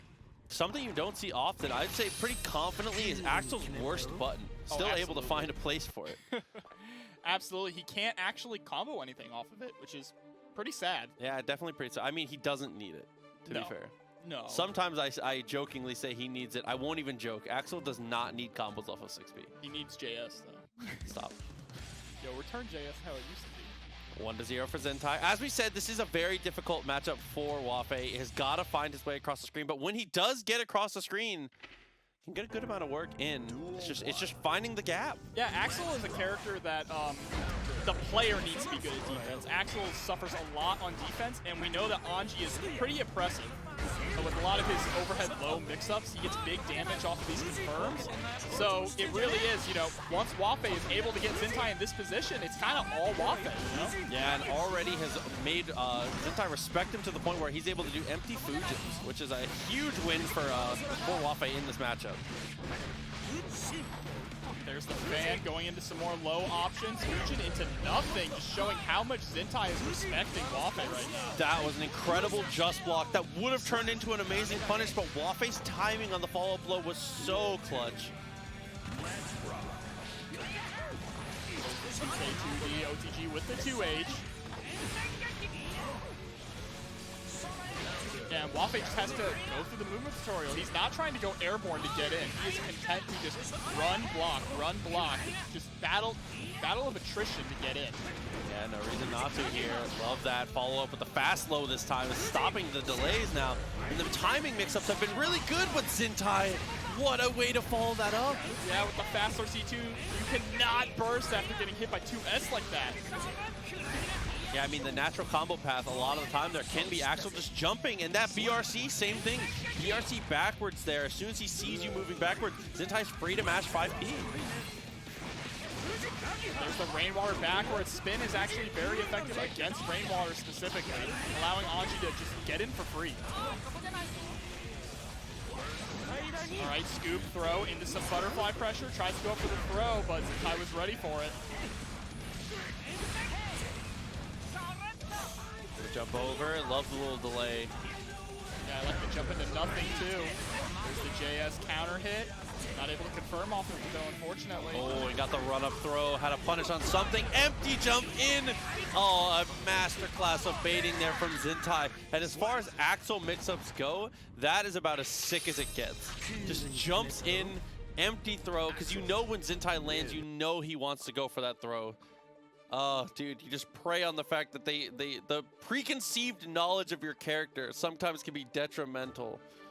Yo, shoutouts to Angel Avenger for a $100 direct contribution in the match arena. Bro, Angel Avenger, man, Holy thank you hell. so much. Appreciate you a lot for that. Dude, that is an incredible amount to give to the players here. That is godlike. Thank you so much for that, seriously. If you guys are interested as well in being a part of that, it's !Matcherino in the chat. But again, a huge shout out to Angel Avenger. Appreciate you a lot just for doing what you do for the players, and I hope you're still just enjoying the stream, man. Thank you. Here we are jumping into our third game of Zintai versus Wafe. So far, Zintai up 2-0 against Wafe. You wouldn't know if you weren't looking at the score, though, because Wafe has been putting on a show. And there it is, counter hit 2H. No, he drops the confirm.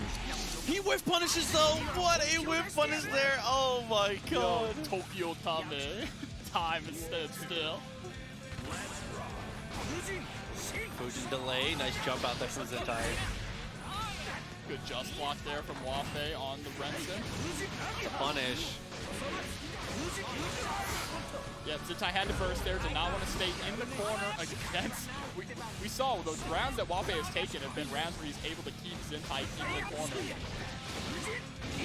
Oh, I love that reset. Clean overhead too far away for the JD, so instead goes for Butterfly. Easy blocking for sure. Absolutely. And jumps over it, but isn't able to get a full punish. Oh, but same thing there. Zintai actually reacted to the overhead and was mashing, which I think is another really good option. But the way that Wafe plays, it just kind of baits that out.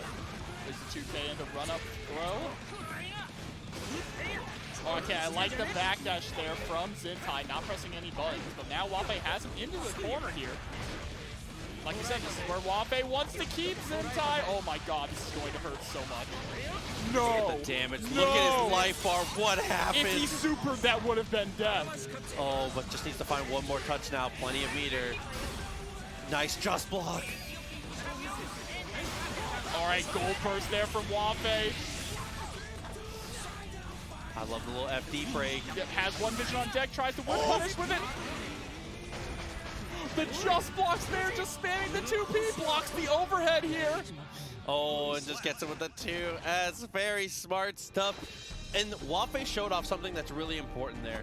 When I watched CEO, I learned one important thing, is that we are undervaluing players that aren't top 8 at CEO level are undervaluing FD breaking. A lot of people, I think, have been doing it less in this game, but it's seeming to be as important, if not more important, than in other Guilty Gears. And when you watch a lot of the super top, like top triple S tier players, the FD breaking comes through and you can use it for movement baits incredibly well. And Wafe won that final interaction off of the threat of what he had after the FD break. He won that round on an FD break. Yeah, absolutely. In Exerd, you were not able to block when you ran and held back. You had a little bit of a slide. In this game, when you slide, you could still block during it. So a lot of characters, a lot of people are kind of relying on that, but FD breaking is just incredibly good for controlling your movement, you know? But here we go, we're going 2-1, Zintai versus Wafe. All right, 2H trying to zone him out just a little bit here. Gets with the close slash, pushing him far away, or sorry, the far slash. Exerd.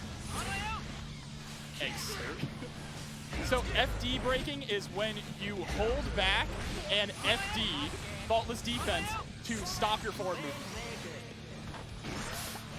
Great tech there, trying to go for the jump in. I love the jump H, but no. Wafe continuing to apply a great amount of pressure here. This is a terrible situation. Just locked down into the corner. The patience, though, from Wafe, unfortunately putting themselves in the corner here. Oh, another great jump in. Max meter here to be able to cash out. PRC's forward. Does he kill him here? No, not quite. YRC's coming. Oh, the patience there from Wafe, not pressing any buttons in the air. PRC, gotta be careful, tries to go for the throw, but Zintai was prepared for it. FD is face dent. Oh, okay, jump in H, very nice. Oh, got the punish there, actually. Didn't get a follow-up. Trying to use that JS to harass a little bit, runs up and grabs the throw. There we go, spinning at close range is a smarter idea when you're fighting against Axel. Axel's buttons have really long recovery. They're very committal. Fujin, no delay this time. Go straight into it. I smell a 5D from Wafe coming soon. He has not accessed that yet. What a burst bait. And now he's got to hold this Renson pressure from full screen. Yeah, the little FD breaks, like we said, doing a great job spending that meter to close the gap and threaten faster. Tries to go for the low option afterwards. K2D into Butterfly. He's run-up throws after Butterfly. Oh, terrible burst! All the way in the Great White North. Oh, terrible burst from Zintai there. That is a really impossibly difficult place to burst. All right, JS Snail.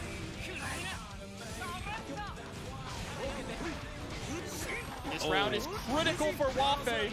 Yeah, gotta keep yourself alive here in the winner's side. Wafe still trying to go for the run forward here. The pull in is so good from Zintai. He tries to bait the throw, but it does not work out. Yeah, Zintai playing a little more quick and loose right now. And it's working out. It's working really well. Counter hit 2H, no meter to confirm though, but Wafe is in a dangerous position. All he has to do is make Axel block one time, and this is a huge advantage now. There's a throw, no butterfly. OTG tries to go for the low option. The whole game is going to snowball off of just this now. Goes for the overhead, PRC forward. Went for the jump in afterwards. Zintai is absolutely waiting for a throw attempt. Oh, and finally comes out and he blocks the first one. No, he's dead. With the wrist gauge, he's dead. Absolutely, just has to confirm this, and we are going into our game 5 here. Oh, and that is the power of cranking the wrist gauge. And that is the power of Axel versus Anji. Zintai so firmly in control at every step of that game. Wafe makes him block one Fujin and RC's forward afterwards. Yeah. One blocked Fujin lost that round. And that's just a testament to not only how hard it is to play Axel, but how snowbally it can be. If you are going to learn the Axel matchup, you have to learn how to abuse him. Getting across the screen is half the battle, but knowing how you can steal turns and how you can extend your turn once you catch him is the other half. And Wafe just put on masterclass of how to extend your lead. It was great from Wafe too to not go for the throw. You could feel that Zintai was waiting for that throw attempt to try and just jump out and get that final hit, but Wafe knew he got punished once for doing it, and he was just going to keep the strike pressure going. Oh, what a burst bait there. Zintai, great start to this game. What a pickup there from Zintai. Jumps over, got the throw. Here comes the butterfly. Yeah, this time doesn't go for the throw attempt on butterfly. Hasn't worked out before. Plenty of resources for Zintai to break out here, though. Wafe very aware, trying hard to make sure he doesn't get hit with the YRC or the burst. Yep, empty air dash into throw, but great tech there from Zintai. 2H is huge. That's potentially round ending. Should be if you can pick up the 5P, and there it is. All right, and Zintai yet again at set point. Ooh, jump H, very nice. Max damage from there. Yeah, with the counter hit too, able to get the full conversion off of it. Again, just harassing with these 5Ps, 2Hs. Fishing for that big counter hit on the 2H again, and there it is. Matter if he can find the anti-air spin. The anti-air spin has been the key to everything. If he's been able to get that on a jump S. Wafe has to continue to move forward, though. Not being able to move forward is not going to build you any meter. You have to have enough meter to threaten these little FE stops. Yeah, but Zintai has 50 meter now, able to cancel anything that might not be safe. Oh, there's a huge hit, though. This is crucial. Zintai's going to burst late. That's going to be it. Completely burst safe, yep. Yeah, from that distance, not really anything you can do for Wafe. And again, as always, I love to see the burst, even if it's a bad one, but I'm not sure if it does better than Millia. We'll have to find out. I mean, we're blazing the trail here. Happy Chaos has not really been out long enough to have, like, incredibly informed opinions on a lot of these matchups here. So players like Jakey who are taking this out, definitely writing the book for us. One thing we talk about all the time is how incredibly strong Millia's air game is and her air approaches. Happy the Chaos can shoot you anywhere on screen. Happy the Chaos, Happy Chaos can shoot you anywhere on screen. But yeah, once he gets that focus up, if she's just dashing around and going around with Capella and things like that, he can just pull the gun and stand there and take aim. Absolutely. But he's going to get put through the wall here. Yurikov getting this pressure going. Oh, what a way to start the round there. Pulls the gun afterwards, has it focused up. All right, YRC trying to steal the turn back here. Great just block. JakeyTheSnakey, but that's going to be round 1 going to Yurikov. And that is going to be the matchup for sure, is that Yurikov, when he closes the gap, when he finds those knockdowns, is going to be able to do so much good work. But if you can't find those knockdowns, dude, if Jakey's able to keep his feet on the ground, it's going to be hell on earth. All right. Good. It's good on Jakey to just hold down back. Millia does not have 50 meter yet, so overhead options are not as scary. Picks up with the throw, though. Yurikov got the overhead. Yep, we're going to see push all the way to the wall with the wall break, too. Not enough to kill, but all Yurikov needs is one more touch. Love that BRC forward. Great throw. Oh, no. And yeah, pulled the gun and tried to shoot immediately. Was very out of focus on the aim or so. Wasn't able to find the shot. That's the first game to Yurikov, and this is looking at like an incredibly volatile matchup, and I don't think that I'm too surprised about it. Absolutely. We're going to see if JakeyTheSnakey is going to stick with Happy Chaos or going to switch back to Ram. Looks like they might be thinking about it. Now, I feel like Ram is definitely a better... Yep. I feel like Ram is a character that is much more comfortable fighting against Millia. Way more well-rounded. I think just has a better shot in neutral here, and probably has better defensive options too. I mean, overall, it's just a more fundamentally... While Happy Chaos has areas that he probably excels over Ram in, as an overall fundamentally sound, it's hard to get more fundamentally sound than Ramlethal. Absolutely, and shout out to Yurikov for the great music choice. Bring the spell. We love it. And there's okay, already it's paying off in JakeyTheSnakey's favor, getting the burst out of Yurikov to escape the corner. Oh, JP able to stop that. He's been able to see Yurikov so many times, just like that. Always goes for the dash down and then goes compel before he gets to the ground. And Jakey has scouted that out. The cross up just in the throw here. Oh, the 5P, wake up 5P into a full conversion. Look for the reset though. At the 5P anti-air. Okay, got the side switch as well. Heavy disc, he's able to get the low. Not enough to kill. BRC into the fully charged 5B. Surprised they can go for super there. Wants to hold on to that meter though. Not able to convert off of the JK. Ooh, the JS almost enough, but the JH will be enough there, taking it. Yeah, beat it out there on the punish. This is a very vital round for JakeyTheSnakey. He does not want Yurikov to get up 2-0. That is a hard way to fight back from. Yeah, Jake does have burst though. He needs to be careful off these close flashes. That's the worst button in Millia's kit to try and burst against. For sure. There's the wall break with super. Gonna get some Oki. That looked like almost same side. Able to deal with it though. Cancels out of the Rekkas. Tries to go for the dash backwards. Yurikov chasing him down with a vengeance. But Jakey gets the PRC and is back on pressure. Jumps out of the sword explosion here. Oh, great trade there in Jakey's favor. Gold burst, counter hit, hair car. We're going for a ride all the way to the corner. And that is, at this point, that's just it's ingrained in every Millia. Hair car from full screen, why not? I mean, if you got the meter for it, why not? YRC dashed over, quick with the box jump after the YRC. Not something you see from a lot of characters. A lot of characters can take some advantage after YRC and often can get like a little bit of their offense started. And Stank, to answer your question, yes, they are inputting the dash right before RC. It is a pretty tight window. Most people use the dash macro and immediately RC into it. Yes. So whatever, you can do it in 4 different directions, up, down, left, or right. If you input the dash right before you RC, you will slide into that direction. Duel 1. Yeah, definitely would highly recommend having a dash macro and plinking into it. It makes it so much easier. Right, here we go. Yurikov trying to stay in the air where Millia is very powerful. Okay, close slash is blocked. Gets the box jump afterwards. Gets a counter hit and just rushes down afterwards. Yeah, rushing down and throwing out the close slash to pull Jakey out of the air. Millia's close slash one of the strongest anti-air buttons in the game. Out the kill. Okay, with the 5D breaking the wall. Positive bonus now.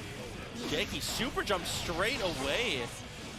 Feet off the ground. I'm not sure if it is the best choice, but it's working out for Jakey so far in this game. What a combo here, straight into super. Look at the damage. Gonna get the Oki situation too. Goes for the safe jump. Was it safe? It was not a safe jump. Enough. Was not a safe jump.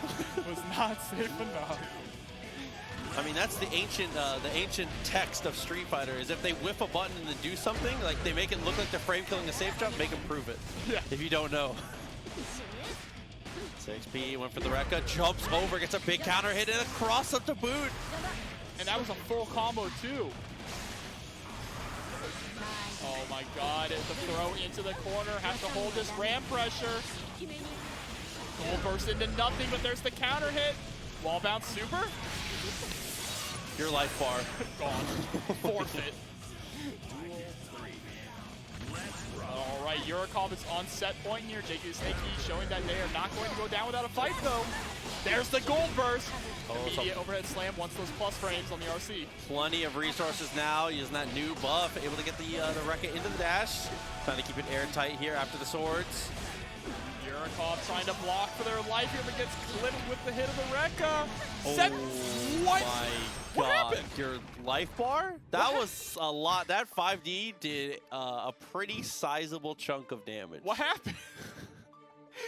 Can we get a replay? I mean, Millia got no life, so I respect it, but damn, bro, I definitely did not expect that to just kill her. Yeah, bro. I mean, she just actually exploded. Hey, it'd be that way. 2-1, dude. Yurikov is looking pretty good, but Jakey, I feel like we see Jakey go down in sets quite often, but I don't feel like I see Jakey lose a lot of sets. He's the comeback kid at this point. He is the comeback. He thrives in these kind of situations, in those high-pressure situations. That's where Jakey really shines.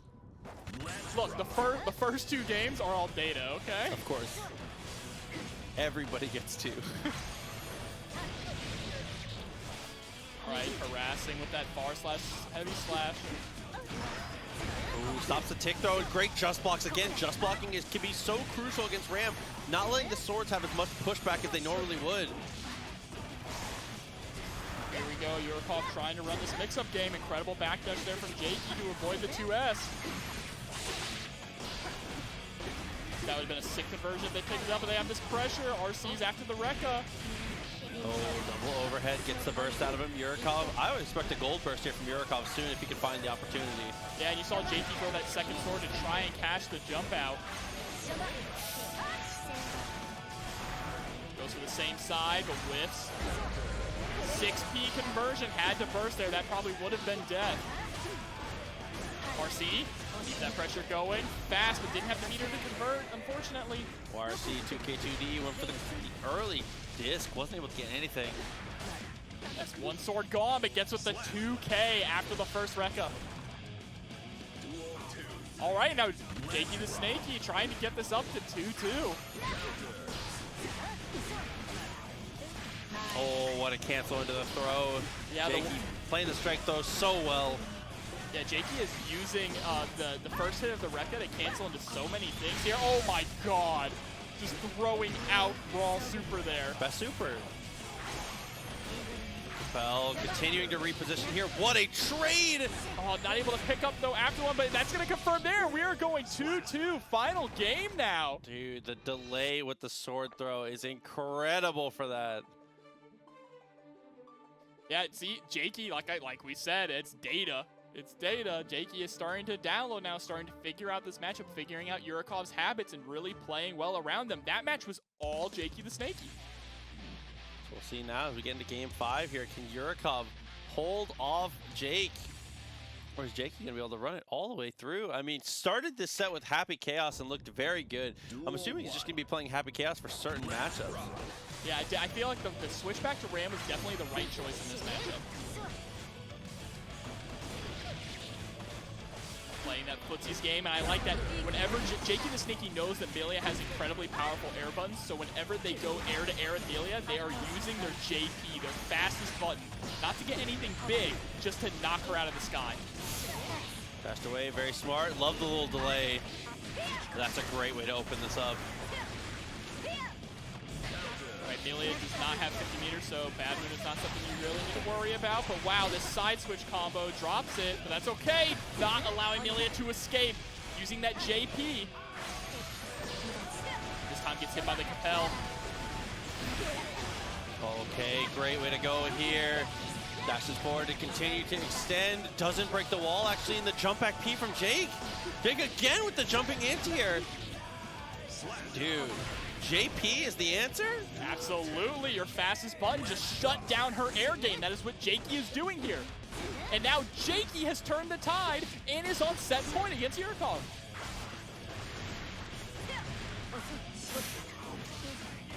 Okay. Very nice there, gets the cross up. Same side this time, continues the blender.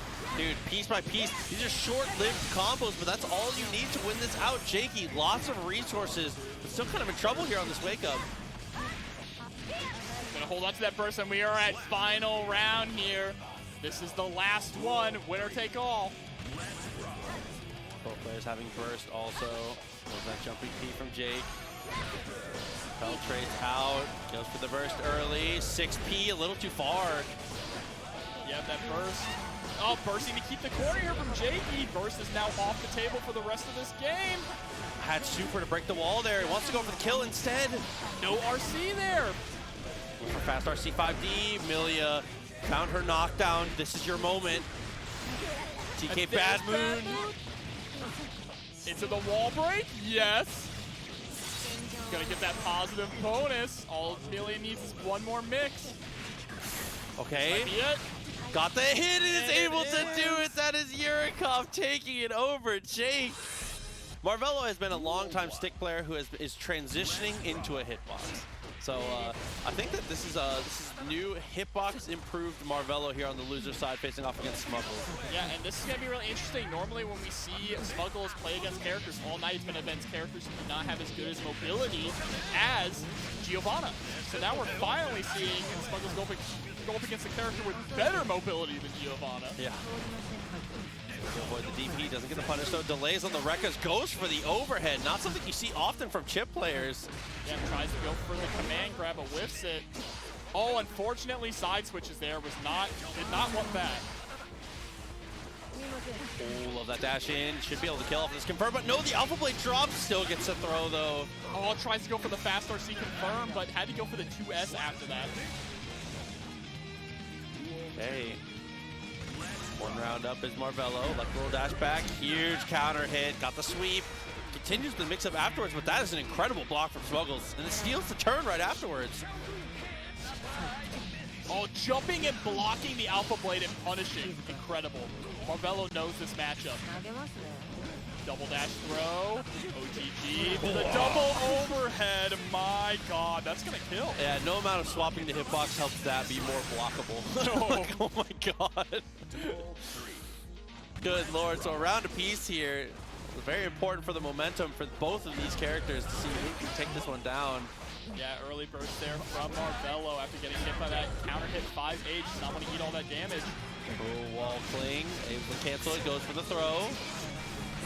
OTG using the Gamma Blade there to get the plus frames. Gonna go ahead and break the wall with Super. It was the Naruto Uzumaki barrage. I'm disappointed. He has burst. The Smuggles is able to utilize it. Oh, he does not dies with it. The fast RC from Marvelo. What a way to work that in. And Smuggles is just going to hold on to the burst. He's, I'll save it for next game. It'll be fine. What can go Save it for next. What It took can me go a second wrong? to process What that can go joke. wrong? Hey, it'll be there. It'll be there. In Wait the for it. Civil War slap. Don't play with me. First game in favor of Marvelo. Damn, bro. What a way to run that. So yeah, I mean, we're seeing that Smuggles has to deal with a character that is a lot more slippery than they are, which is not something we've seen a lot tonight. Angel Avenger, thanks for hanging out. And thank you so much again to everyone that does not know. Angel Avenger actually donated $100 to the Matcherino tonight for these players. So a huge shout out to Angel Avenger in the chat for doing a late Christmas miracle, putting some money in the players' pockets, guys. Thank you so much for that. Thank you. We appreciate it so much. And as I talk about it, Marvelo said Christmas is over. Yo, can we get an F in the chat for our boy Smuggles right here? Yeah, nothing. Yeah, Marvelo just going to town here. There we go. Great start from Smuggles there with the 6P. Goes for the close slash. I love the little stagger. Actually, Marvelo's been jumping out of a lot of pressure. So as we said, Smuggles, an expert at adapting little micro decisions. Staggering the close slashes is the perfect answer to Marvelo's attempts to super jump out. And same thing there. He delays and goes for 2S. The multi-hitting move is perfect for catching that jump. Yeah, with a perfect too. I take that back. Keep your Fs on your keyboard. I was gonna say, don't push it yet. Hold on. Yeah, no. Smuggles is starting to turn it up now, starting to, like we said, make those adjustments, those tiny adjustments that Smuggles is known for doing so well. DP, dash forward, slow slash, is able to connect. Marvelo kind of getting overwhelmed on this, but the gold burst, he's got a shot. It's not a good shot. Yeah, as long as he doesn't get touched. But he's got a shot. He goes for the command throw, is able to avoid. Oh, he bet it all on the DP. I mean, I respected DPing on the plus frames there. He said, will you... Will you face me? Marvelo likes to do that. We know. Why not? There are times when Marvelo just lets those DPs rip. But all right, we're tied up 1-1 now. So Smuggles definitely looking a lot cleaner. Got a perfect in that game there. We're gonna see if they can keep this pressure going, keep the adjustments that they've made, keep them up, and lock Marvelo down. Against Chipp, really, for every character, the game plan against Chipp is lock him down, do not let him move. Agreed. See, 1-1. Dash up 5K. What a way to start the round. But there's Marvelo starting to lean to that beta blade a little more. And throwing out that 6B whenever they see Marvelo in the air. Oh, the back hitbox on 2P. Don't talk to me. Oh my god, what a way to stop that. And then the trade. Smuggles is continuing to impress here. Even with Marvelo kind of stealing the turn here, Smuggles still feels firmly in control. All right, there's the burst. Wants to get out of the corner. Smuggles still has 75% meter here. All they need is one good hit. And there it is. No, drops the combo, but then there's the burst from Marvelo. Yeah, I mean, that would have been a disaster for Smuggles until the burst came through there from Marvelo. The connection with the bar, heavy, not able to get anything afterwards. Has to use the RC after the attempt at the overhead, and this is going to connect. Oh no, jumps over it, and there's the whiff punish. Chipp moving lightning fast. It goes for the reset. Marvelo? What was that reset? That was cheeky. Dude, Smuggles back at it again with the 2D pressure, trying to go for these staggers. It's not working out, and Marvelo, the counter punch, gets himself back in control here. There's the throw, Alpha Blade backdash. The Alpha Blade back air dash JD to catch Smuggles trying to escape. Galaxy brain stuff here. Again, Naruto Uzumaki breaking through the wall. Oh, trying to go for the safe jump. The gold burst comes through. Straight in with the DP. I love that little high on the way down, though. Another toss. We gonna see a third one? No, tries to go for the double overhead dive kick setup. Doesn't work out this time, though, and blocks the YRC. Yeah, Marvelo just well structured on the mix up there. I mean, to be fair, from Smuggles, from that distance, it looked like jumping H was going to hit twice. So if you YRC on the first hit, it seems like it should air hit Marvelo and push him away. So that was just really smart from Marvelo if he meant to.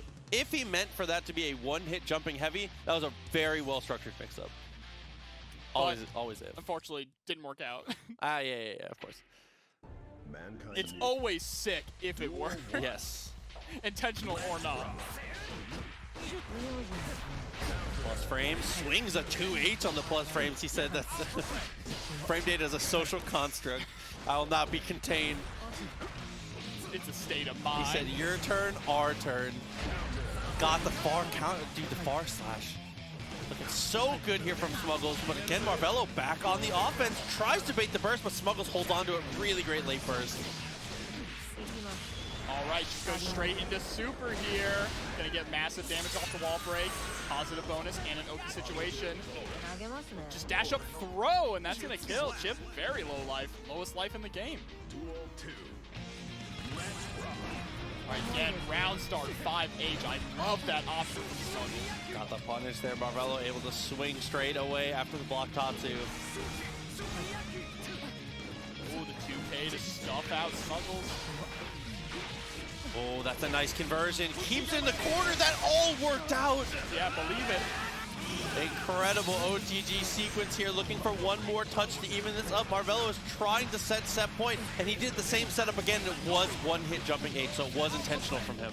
All right, and Marvelo now at set point here. Smuggles needs to turn it up to stay alive.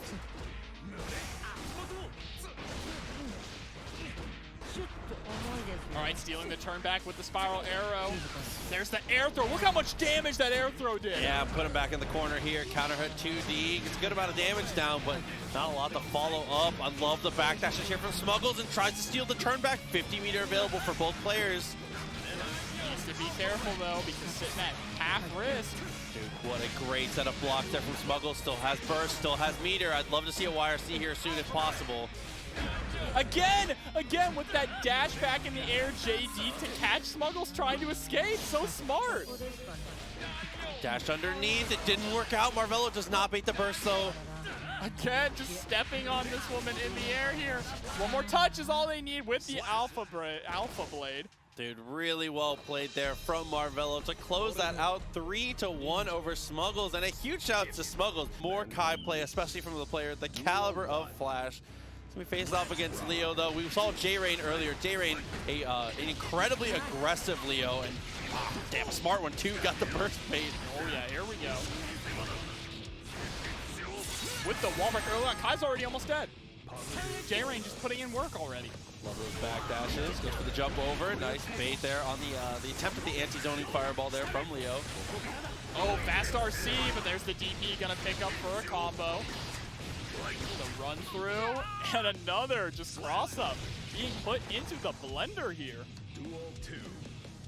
Let's rock. It's not a big deal.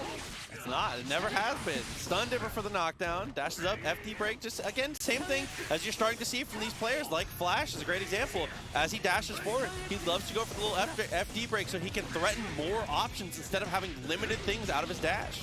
Absolutely. Look, there we go. Oh my god. What a dirty mix-up there. Dashing through, getting the 5K, and immediately going into turn throw. Going for the fancy combos here. JD combos in the corner. Oh, and then whip punishes a 2P.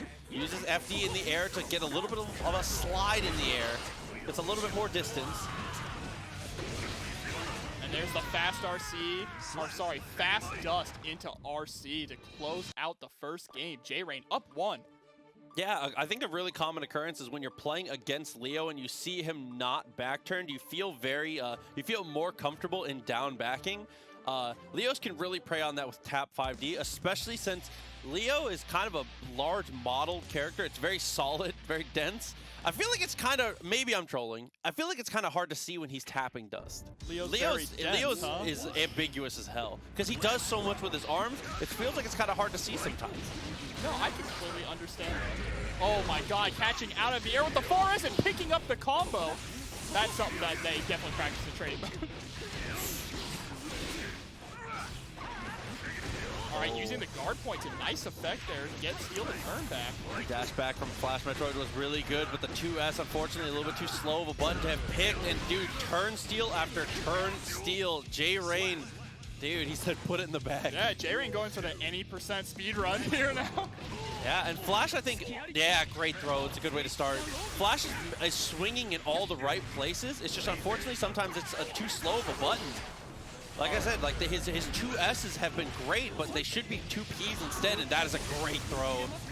All trying to get him with just the tip of the fully charged dust. Gets the counter hit. Go for the reset there. Even on the plus frames, JayRain said, nah, my turn. 2D with the run through, trying again to go for that 2D. Catch will slip him. There's the fast RC. We're going to get a wall break. Yeah, and that is the key difference in the way that Flash played it there, is he fast RCs, and instead of going for another button, he goes 2H after the Stun Dipper immediately. If you're going to implement 2H in your combos after Stun Dipper like that, it needs to be right away like he just did. He's showing off the alternate way to go for that. And I like there that Flash tried to go for the close slash after the DP. Unfortunately, that only works if the opponent is in shock state. But here we go, counter hit 2H, gonna combo off the heavy stun edge, forcing JayRain to burst. Oh my god, Galaxy Brain! Dude, what a reaction there from Flash to chuck the fireball. Oh my god, that was incredible stuff. Yo, Flash is OD. Just knowing that it is going to go through and get the wall break too. Yeah, that was a guaranteed kill at that point. Flash with the reaction time. The anti-zoner. Dude, I'm just saying. I mean, that is one of the problems in this matchup. Playing Kai into Leo is that you can never really establish yourself on a heavy fireball game, because Leo's fireball is, again, Leo's not an incredible zoner. Leo is great at stopping mid-range zoners from having access to their fireball. His anti-zoning is incredibly strong. Look at the, speaking of zoning, Flash is just content to hear his zone out with stun edge. Yeah, I mean, he's finding good spaces here, and JayRain's kind of letting him have it. Like I said, it can be really difficult for a lot of characters to zone against Leo. Leo just needs to be, taking those steps forward. JayRain's doing a lot better job of stopping the fireballs this so far in the second half of this game. Yeah, and Leo has, like you said, those steps forward. Leo also has a lot of buttons and moves that move him forward. Oh my god, that's a true combo if you don't get out of the stagger. Into the overhead, very nice stuff, and he's able to convert from that distance. Duel 2. Let's rock. Nice whiff punish there from JayRain with the far S at the start. Using the 2D also to whiff punish with throw. Fireball just for the meaty, made it block a bit and get the risk gauge a little bit higher. Meaty this time just a little bit, but he's going to go ahead and RC the DP to keep the pressure going here. What a trade. The confidence from Flash to swing there, knowing it was going to work out in his favor. Flip kick getting the pickup with the 5-8. Dragon install? I would have loved to see Dragon install to break the wall there. Instead, we get a super right off rip. There's no way he just did it. But Cat's going to catch the backdash. RCs? Yes, picks up with the OTG. Yes. Wow. A lot of people will throw heavy fireball there because they don't know you can OTG after that super. Oh, stun dipper potentially. Left on the table. All right, full on back turn sequence. There's the DP. Leo cannot block in back turn. All he has is the parry, but he has to be ready for that. Nice trade. 2K, what a whiff punish. All right, there's the blocks from FlashMetroid. That Flash is one of the first players we've seen really utilize perfect FD blocking pretty well here. Fortunately, as he's potentially going to go down. Yes, burst. Didn't use it in time though. So that at the end there, when he dashed through and went for back turn K, Flash FD'd it. And the FD pushed him out far enough that when he tried to dash through again, back to the same didn't side. go all the way through and was same side, and that's what killed him. But that's one thing I like to point out is that Flash is one of the first players I've seen consistently use perfect FD blocking. He actually broke out of one of those blocks. He did accidentally kill himself with it that one time. But for the most part, he's using it to great effect to like 2K 2D. 2K 2K is not a real block string for Leo if you have perfect FD blocks. So if you're holding FD on the first one and you perfect FD block the second one, like just block it, you just send him to space. Oh, there's the 2S counter hit. No confirm off of it, though. Again, harassing with these 2S's. Flash is starting to throw these in a lot more, and they're really starting to work. Fully charged block. Dude, he goes for the 2K 2D afterwards?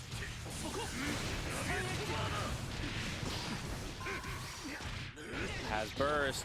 Probably doesn't want to have to use it if he doesn't have to, but yeah, feels like he needs to. And then the scoop right out of the air. And then BRCing afterwards, just a little show off for the fans. Cross up there, is able to get the block. Oh, but dude, the run through afterwards. Yeah, that axe kick so powerful. There's the DP. I like that, trying to fade out the other DP, but JayRain was thinking 2 steps ahead.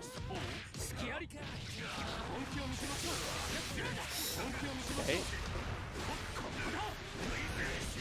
Oh, this is going to be so much damage here. Oh my god. Doesn't go for the pickup though. BRC back, run up, throw the Kai Classic, 6H OTG. FlashMetroid is up 2-2 now. Yeah, we're going to our final game. Yeah, 6H is the most damage you can get on an OTG, I do believe, but it leaves you in the worst situation, so it's just one of those, I'm pretty sure it'll kill. Like, oh man, so now game 5.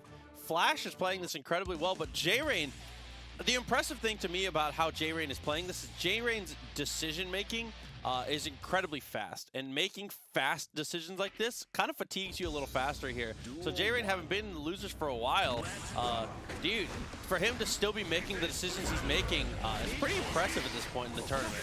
Yeah, and there's the early burst. It's going to push Flash all the way into the corner here. But Flash able to slip out with the air dash. Yeah, 6B confirm. Oh, what a way to convert that. Brother. Doesn't go for the super though. Instead, he's just going to break the wall. Saves his meter. 2S is whip punished. Yeah, you can see him holding onto that meter for either a DP or stun dipper. But he might not get the chance to spend it if he's careful. If he's not careful. Stun dipper round start? Yeah, absolutely. Why not? Trying to go for that air throw, just a little too high though for JayRain. Oh, what a YRC to break the fireball there. Jump in, very nice. Trying to get the flip kick in. There's the 2D from JayRain trying to fish out for those counter hits.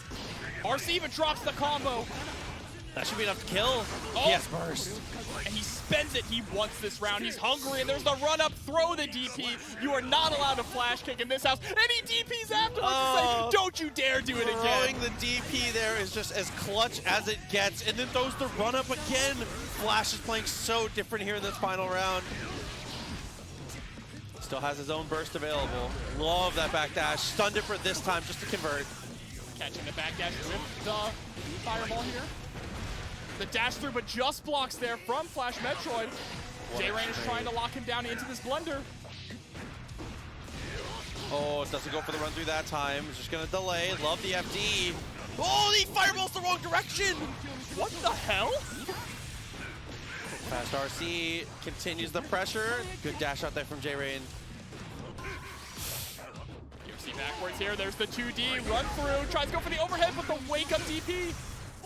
Oh, and he dashes up and gets the throw to follow through. FlashMetroid, what a way to end it there. JayRain played incredibly all set and all tournament, but Flash. There we go, Chipp versus Anji.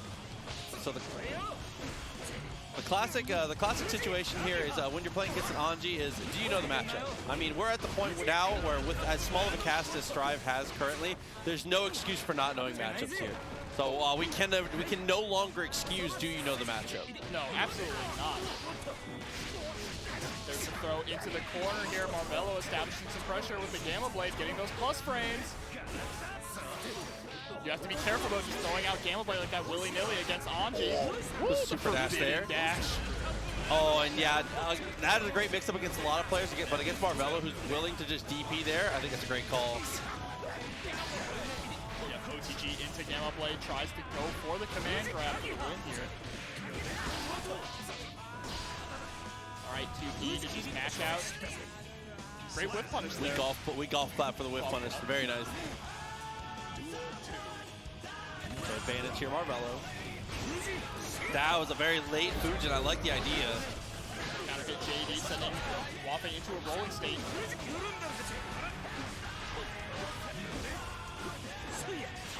Alright, Marvelo backing off, trying to see what Wafe's going to do and reacted accordingly.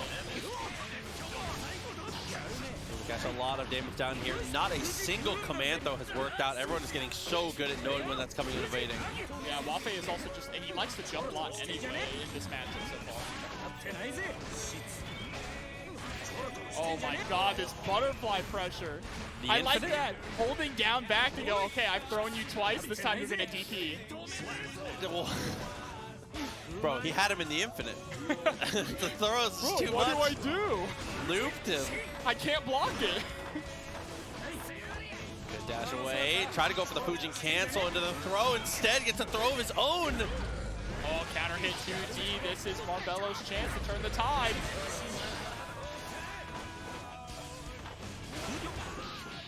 Oh, the whiff punish on the hop there. Goes for the same side mix-up. Oh, got another. This time the command throw finally comes through. Alpha Blade this time instead. And to answer your question, Phil, this is Divide My Heart from the Exert soundtrack.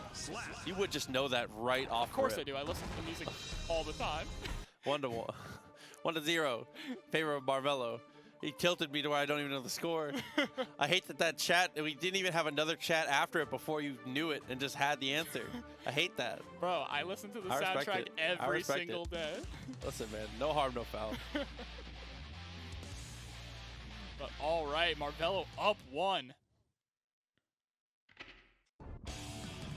Yeah, we'll have to see if Wafe can. Wafe just hasn't been able to find impactful hits. Marvelo's just done a great job of mitigating risk. I mean, he has been able to go for some DPs, but for the most part, hasn't been getting caught at counter hit in big ways very often. I mean, that is the hallmark of a great Chipp. You cannot lose your life. You will lose your life in giant chunks. Like by the handful, if you're making mistakes. You cannot let that happen. Did you see that late delay fast RC into JP to try and catch him pressing? That was very impressive. All right, yeah, this time Marvelo says, I am not going to block this butterfly. I know what comes after that, but gets caught trying to backdash.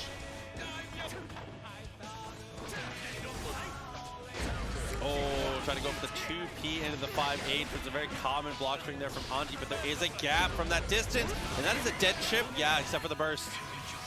Oh, the PRC backwards into the whiff punish there from Marvelo.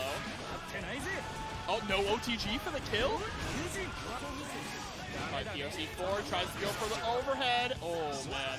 That was a very scrambly situation, though. Works out in Wafei's favor. Up 1 round now. Oh my god, what a whiff punish.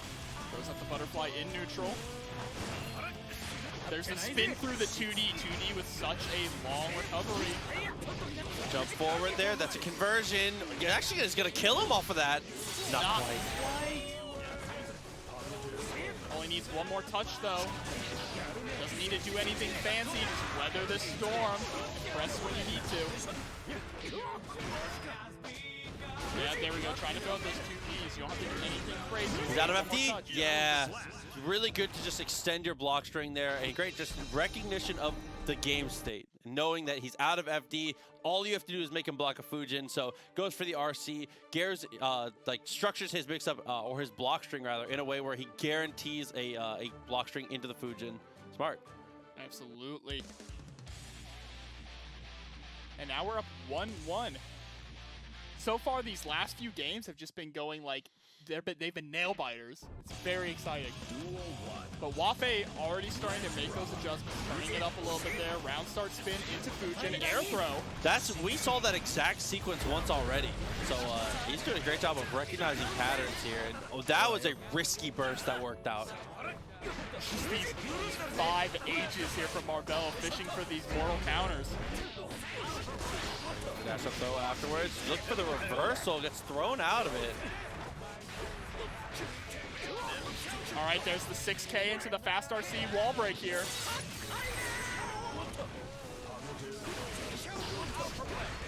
Trying to go for the Alpha Blade. Just needs one more touch. There's the DP, but no RC off of it. All right, it manages to take it with the Alpha Blade anyway off the wall. Oh yeah, round start, big counter hit. I like the idea there from Wafei, but Marvelo just gets the better of it with the better frame data. Just this pressure. Look at that wrist gauge. So high, this is going to be a lot of damage. Yeah, and that was all just risking it on an overhead here. Generally not worth the risk, a pretty reactable overhead. Again, trying to go for that overhead, but Wafei sniffing it out, trying to go for the forbidden air dash, but not working out in their favor here, and this might lead to death. Wall break? Yes. Damn, so that is going to be another one for Marvelo. So Marvelo is going to be the first one here, threatening set point 2-1.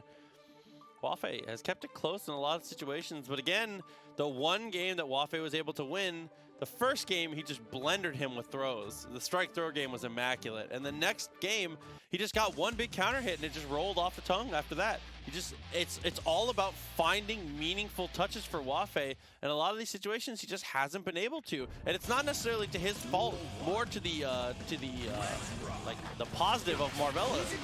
Yeah, Marvelo is an incredibly slippery player with a slippery character. And that is a match made in heaven. Also knows when to contest. I love that Rekka out of the butterfly. Doesn't want to respect the turn.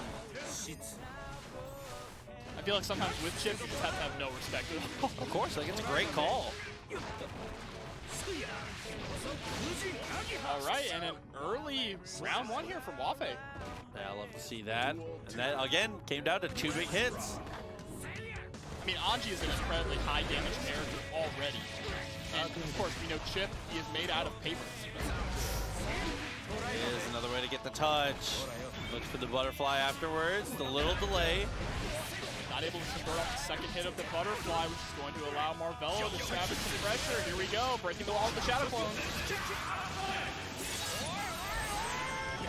Go after the wall break. Wafei 50-meter available. How are you going to spend it though?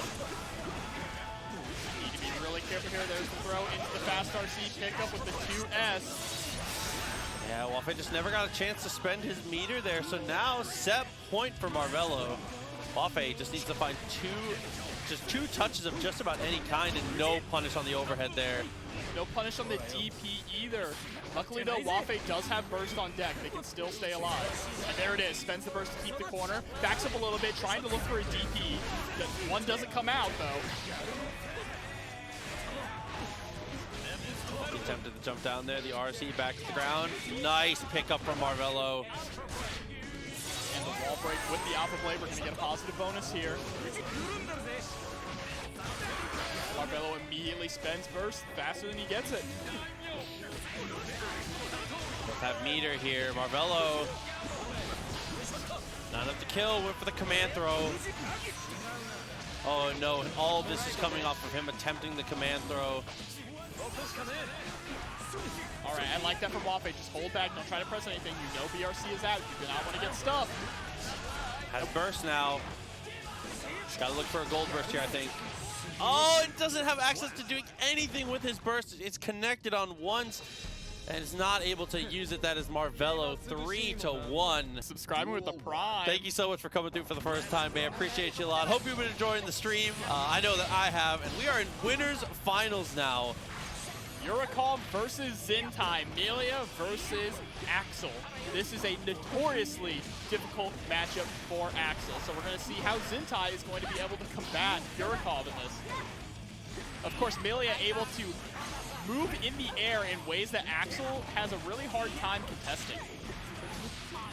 Yeah, Axel has like 3 angles that he covers unbelievably well, and Millia can just barely squeak over him. Like, in theory, just Theory Fighter, the perfect approach of Axel is exactly directly above his head, and Millia is so good at getting there. Absolutely, and she gets a lot of reward for coming down with that JH on her head too.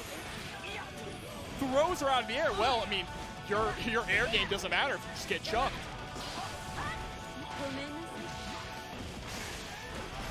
All right, Yurikov trying to create some pressure here, but Zintai fighting their way out of the corner. Yeah, but what a tech. And I love that. He jumps up, and instead of trying to go for some kind of anti-air, Zintai just pushes the dash macro and never looks back. Just runs out of the corner, dude. Bye. Off the knockdown, 50 meter available here for Yurikov. Just needs to find 1 touch. Love that jump over. Yeah, and Millia can also just go higher than Axel from anti-air too. There's the gold burst. All right, we have One Vision on deck. Gonna see the RC, just run up close, so doesn't even need a bomber. I'm gonna call it. One Vision won that round only because Yurikov was scared to swing on his way down. Axel was dashing underneath of him, and Yurikov was on his way down. Zintai gave him the perfect opportunity, and he hesitated to swing, and it was only because he thought Zintai was waiting with One Vision. Just the threat of One Vision made that last mix-up just inconsequential. Yeah, no, One Vision in the latest version of the game, very, very strong tool. I mean, just like you said, just the threat of having it on deck and knowing that, oh god, he can whiff punish me with from full screen with anything at this point. It's scary. But here we are, we're going straight into our second game here. It's just, again, scooping Yurikov out of the air. Yeah, second time we've seen that air throw from that situation, dude. What a way to go. Yeah, I mean, a lot of the cases when you see Millia compel, after she compels, her air arc is set. So if you see her compel and you're a little savvy about it, you can just jump up and throw her. How about jump H? The blocks from Zintai, bro. The defense is just on display today. Oh man, going straight into the full bombo here. A little too far away to catch with the 5P, but that's okay. Closes out the round with the counter hit, JH.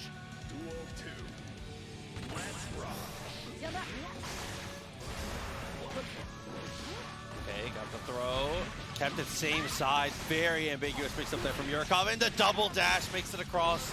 This time going low. And this is looking like a Millia round so far here. ERC backwards to avoid the close slash. Oh, TK Bad Moon is too far. And the burst is also too far. There's a counter hit and gets him with the far slash here. All right, Yurikov starting to show some signs of life here. Gets it to J8. I love the burst there. I really like the burst from Zintai. Yeah, Zintai does not want to be put in that mix-up situation. Axel has very poor defense. Oh, the counter hit JH. We're going all the way into the corner now. There's TK Badmoon. You have to look out when Millia has 50 meters. That becomes a threat. All right, JS, my beloved. Oh, got another throw in there. Next touch will do it. And Yurikov, the fake disc to pull the game out. And honestly, the nicest interaction there was, as you said, when he went for Capel, and Zintai had been consistently throwing Capel. This time, instead of waiting to swing on his way down to go for mix-up, the second Yurikov goes for Capel and instantly starts mashing jump heavy and catches Zintai before he gets close enough to even throw. That was a great adaptation from Yurikov. Absolutely. I mean, when you get into this high level of gameplay, it is those tiny little adaptations that make all the difference, especially in a game like Guilty Gear Strive. It's minuscule adaptations to just certain key situations with how volatile this game can be. All right, we're jumping back again into this round start situation. Really important for both characters. Zintai opting to go for 2P into Rainwater to create a little bit of space. Jump over, very nice. A little bit of a delay afterwards, I appreciate that. Gold versus blocked, Zintai. Dude, the patience of a monk to just hold on and down back there. Yeah, that is a very big win for Zintai, but it's not going to be too much of a big win if he's going to eat all this damage from a combo like that. Yeah, I mean, most of that burst is already halfway back. The meter gain is already coming through for Yurikov. Yurikov's got himself a great situation here. Yeah, and Zintai unfortunately had to RC after the block snail because Millia is able to just run up punish after a block snail. Yeah, run up 2K 2D and whatever happens next is between you and God. So you gotta be a little more careful about how you snail for sure. On God, the mix. Seriously, dude. Yurikov up around though. Really wants to extend this lead if possible. Zintai gotta find something to work out here. Love these dash underneath though. A lot of the time, just repositioning is a big enough win for Axel. All right, there's the burst. He's not going to be locked down in the corner with a disc on top of them here.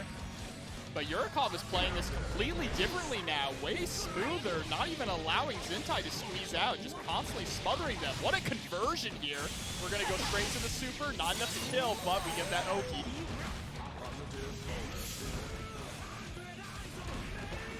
All right, trying to go for the overhead into the low. Run-up throw is going to take it there for Yurikov. He hit him with a Kai mix-up, ran more than half screen and just goes straight in for the throw. But that is one of the dangerous things too, is when characters have access to very complicated mix-ups, it makes you forget about universal stuff.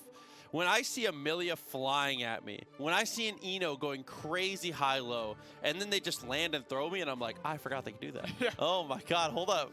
It overloads your brain, Yeah, right? in the heat of the moment. We talk about this all the time in Marvel, and Strive is another game where it's one of the most games where it's the most true, is decision fatigue really gets to you in long rounds like that. Long rounds where you're scrambling for 35 seconds, it wears you out. I mean, absolutely. I mean, even more so against a character like Millia, because your brain is just constantly moving, trying to think of which way do I need to block, what's going to happen here. It is just on overdrive.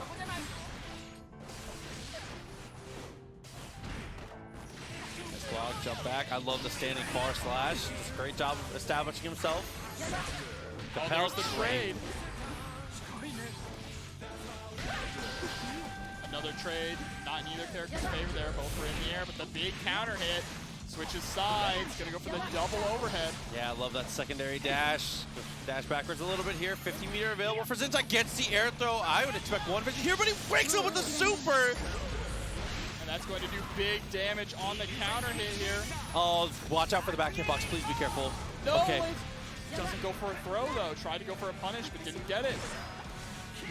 Tech came through, tried to go for the double overhead, delays after the 2D, no follow-up. All right, there's the Capel again, but tries to go for a dash. JH lands and gets thrown though. So unfortunate.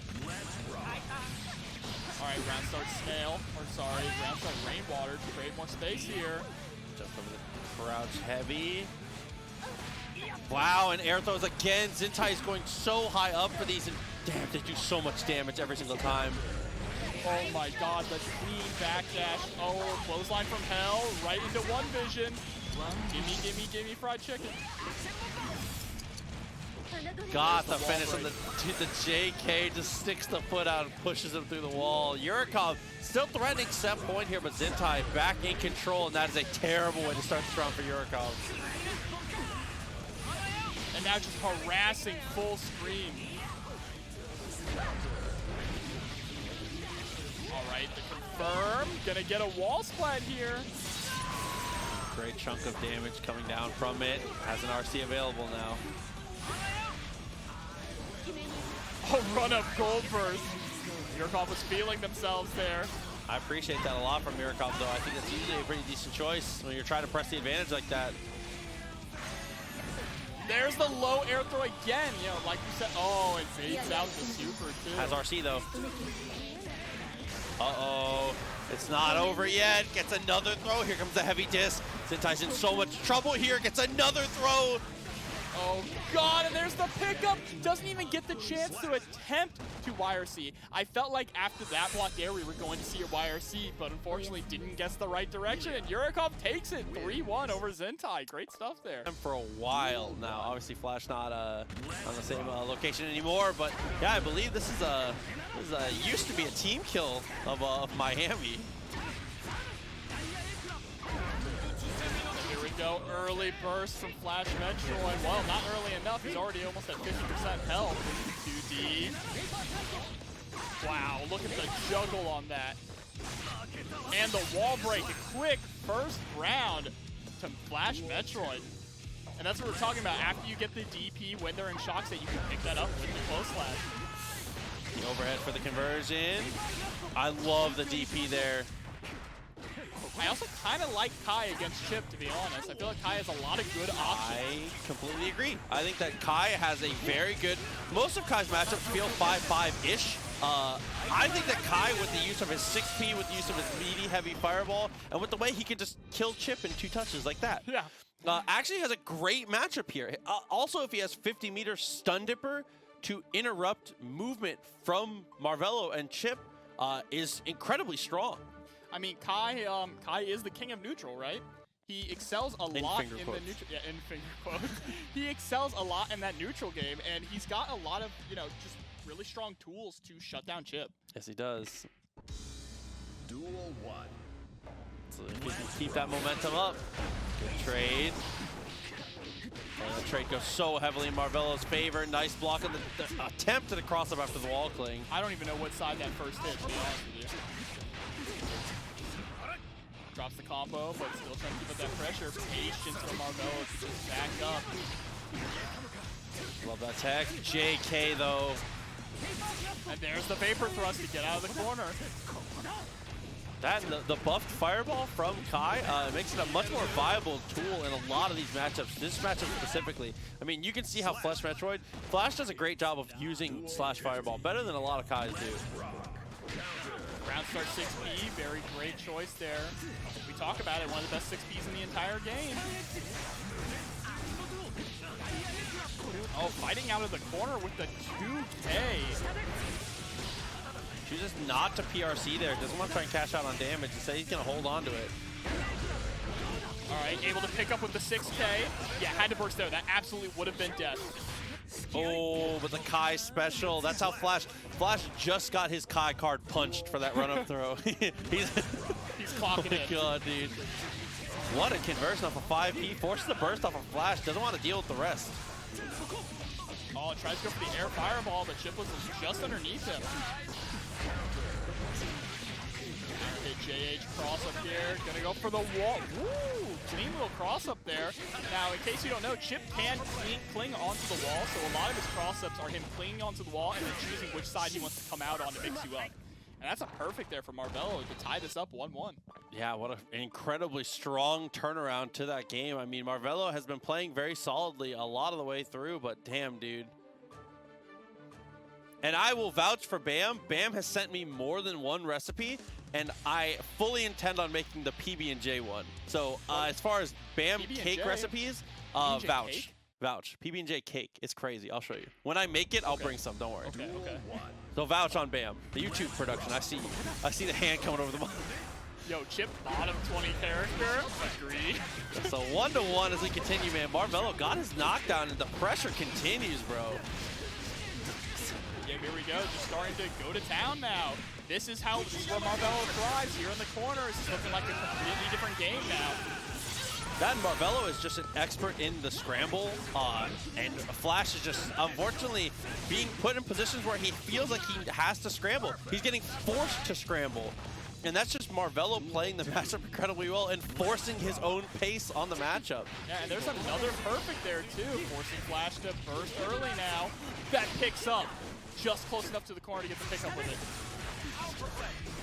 That was a punish from that distance. The delayed fireball, but Marvelo knows after that fireball he can steal some space. All right, there's the DP, but Flash does have meter, which means DP can be safe. And we know that Flash likes to DP when being pressured in the corner. There we go, just holding down the dash button to get out of the corner for dear life.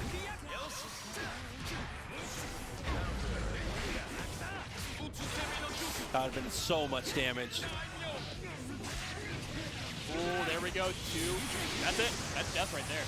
Yeah, definitely the right call, too. Just go straight into Rise of Lightning. Never worth it to hold on to the meter there. Might as well cash out. Worst case, you get pressed to the corner. Best case, the wall breaks and he dies. Even if the wall breaks and he doesn't die, that's a great situation for you. Yeah, Rise of Lightning is not a very high damage super, but what it lacks in damage, it makes up for in just wall carry and corner carry.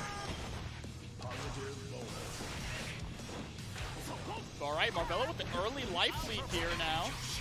Both these players definitely want to get that extra game up, that comfy into 2-1. And this, will it kill? It looks like Marvelo should be the one to take it, absolutely. Someone call Sajan. Nah, dude, we knew. We knew on that one. That was free points. That was free points. So 2-1, Marvelo continuing to go through, but the blocks from Flash have been incredible. I just want to highlight again, FlashMetroid's defense, he's making it look easy, which is incredibly impressive against a not only just Chipp, but a Chipp the level of Marvelo. Oh, bro, if I was in there, I'd be dead. He's one of the best. Marvelo is definitely one of the best Chipps, I would say. He has the results to show it and some of the wins to show it. And he is a Strider player, right? Yeah, he's one of the Strider players. Yeah, so of course he's going to roll with the ninja character. Oh, dude, but Flash's pressure in this game is starting to turn up the heat a lot more. But again, runs up and goes 2S instead of a quicker button. Yeah, and I really like that super jump into Alpha Blade to escape the corner there from Marvelo. Using Chipp's options in a really smart way. All right, we're going to get an Oki situation here. Goes for the safe jump.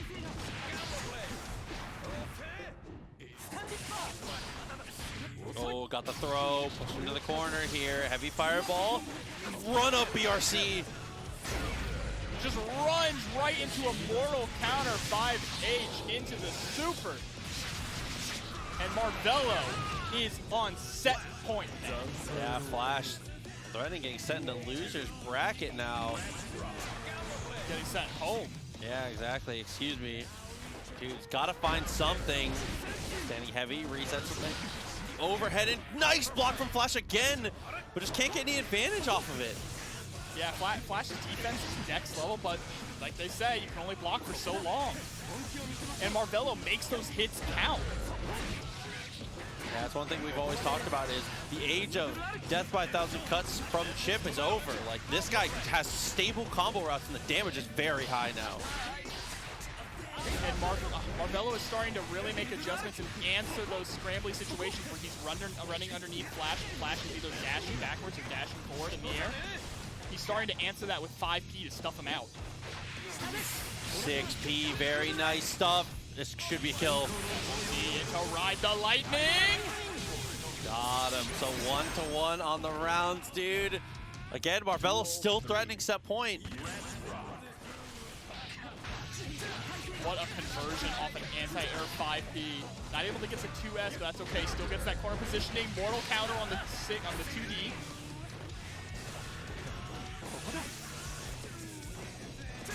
Trying to fish out for the counter hit with that 6H, but speaking of counter hit, gets the counter hit with the flip. Or sorry, with the overhead on the Rekka.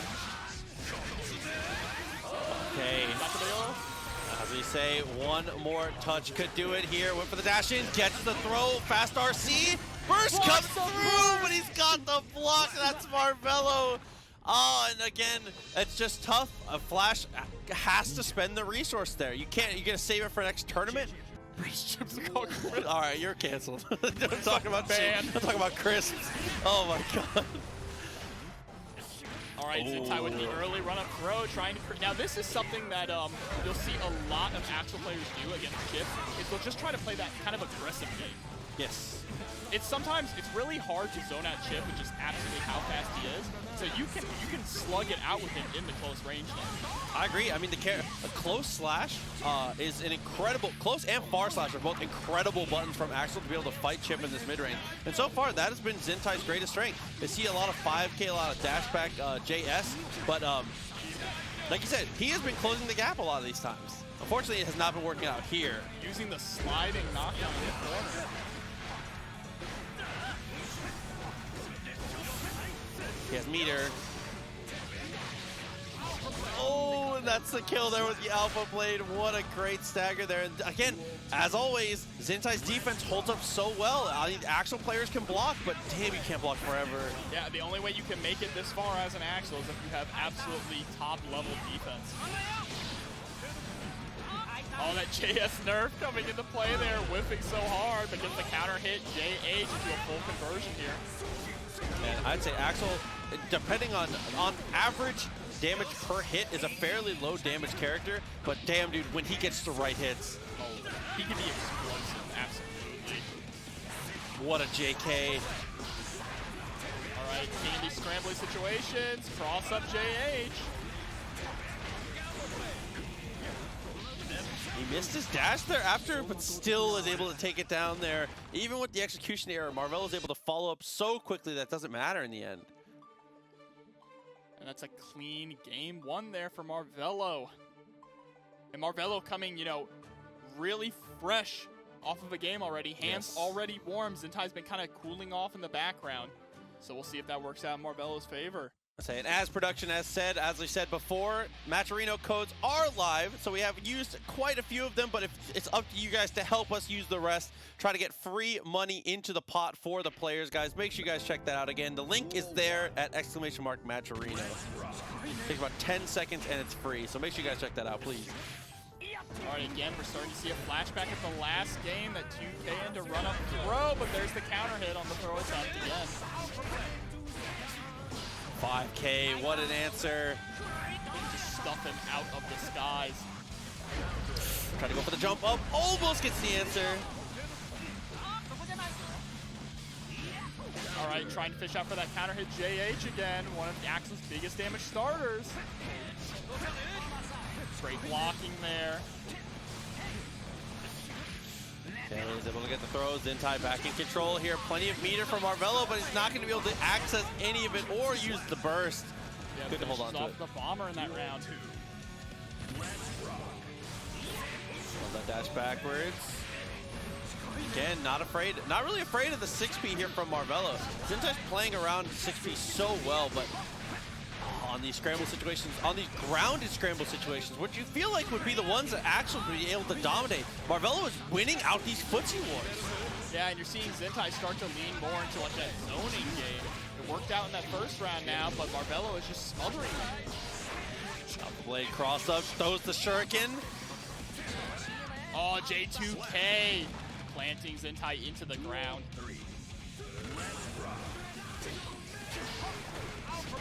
Conversion there off the JK. Still okay. Gets his knockdown, presses to the corner, using that Gamma Blade. Marvelo's turn steals with Gamma Blade are incredible so far. Oh no, the blocked snail. Marvelo is able to punish that so easily. Oh, trying to throw out the 2S, but again, Chipp just too quick, already getting to the other side of Axel before Zintai has a chance to press. Not looking good. Good block in the Alpha Blade, though. YRC pressed him away. Gotta find that one touch. If he finds a big counter hit, he can potentially go into bombers and end the round from here. Marvelo is in one touch health range.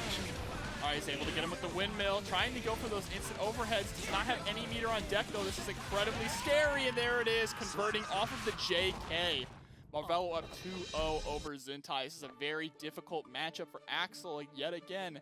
You have to remember that so much of what Axel does is incredibly committal, and Chipp is the fastest character in the game. So when you commit to something and it's wrong, Chipp's on you. Yeah, absolutely. I mean, that, and sometimes Axel can commit to something. Like if Axel does, like, a great example would be like if Axel does 6K and Marvelo has already committed to like a 2D, he has time to whiff his 2D, press that dash macro, and get half the real estate even after it. So he can make mistakes and still capitalize on your mistake. It's how crucial it is to be correct all the time as Axel in this matchup. Yeah, but when you get those counter hits, all you need is a few to win the round. Yeah, as we said, the damage can be very high depending on how you get those touches. What a 6P from Marvelo, but Zintai fights out of the corner again with 2K2D. Oh, trying to go for the throw. Luckily, he didn't get counter hit punished. OTU with the 2H, does not far enough. It's okay though, damage not too consequential at this point. He gets the air throw. Incredibly low air throw too. This is how you know these players are getting more and more comfortable with the systems of the game. They're starting to get these really low air throws even more consistently. The burst there once he sees the point where he can guarantee his safety. Marvelo gonna break the wall off of this, I think. No, instead he gets a standing reset. Zintai doesn't bite for a second, though. Fights straight out of it, gets all the real estate back to mid-screen, a safe jump after. All right, run up throw, the Axel special with the safe jump on the JH. Had to RC the block snail, stay safe.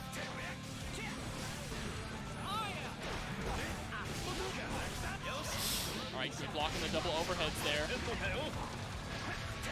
Needs to be careful though, one mix is going to do it.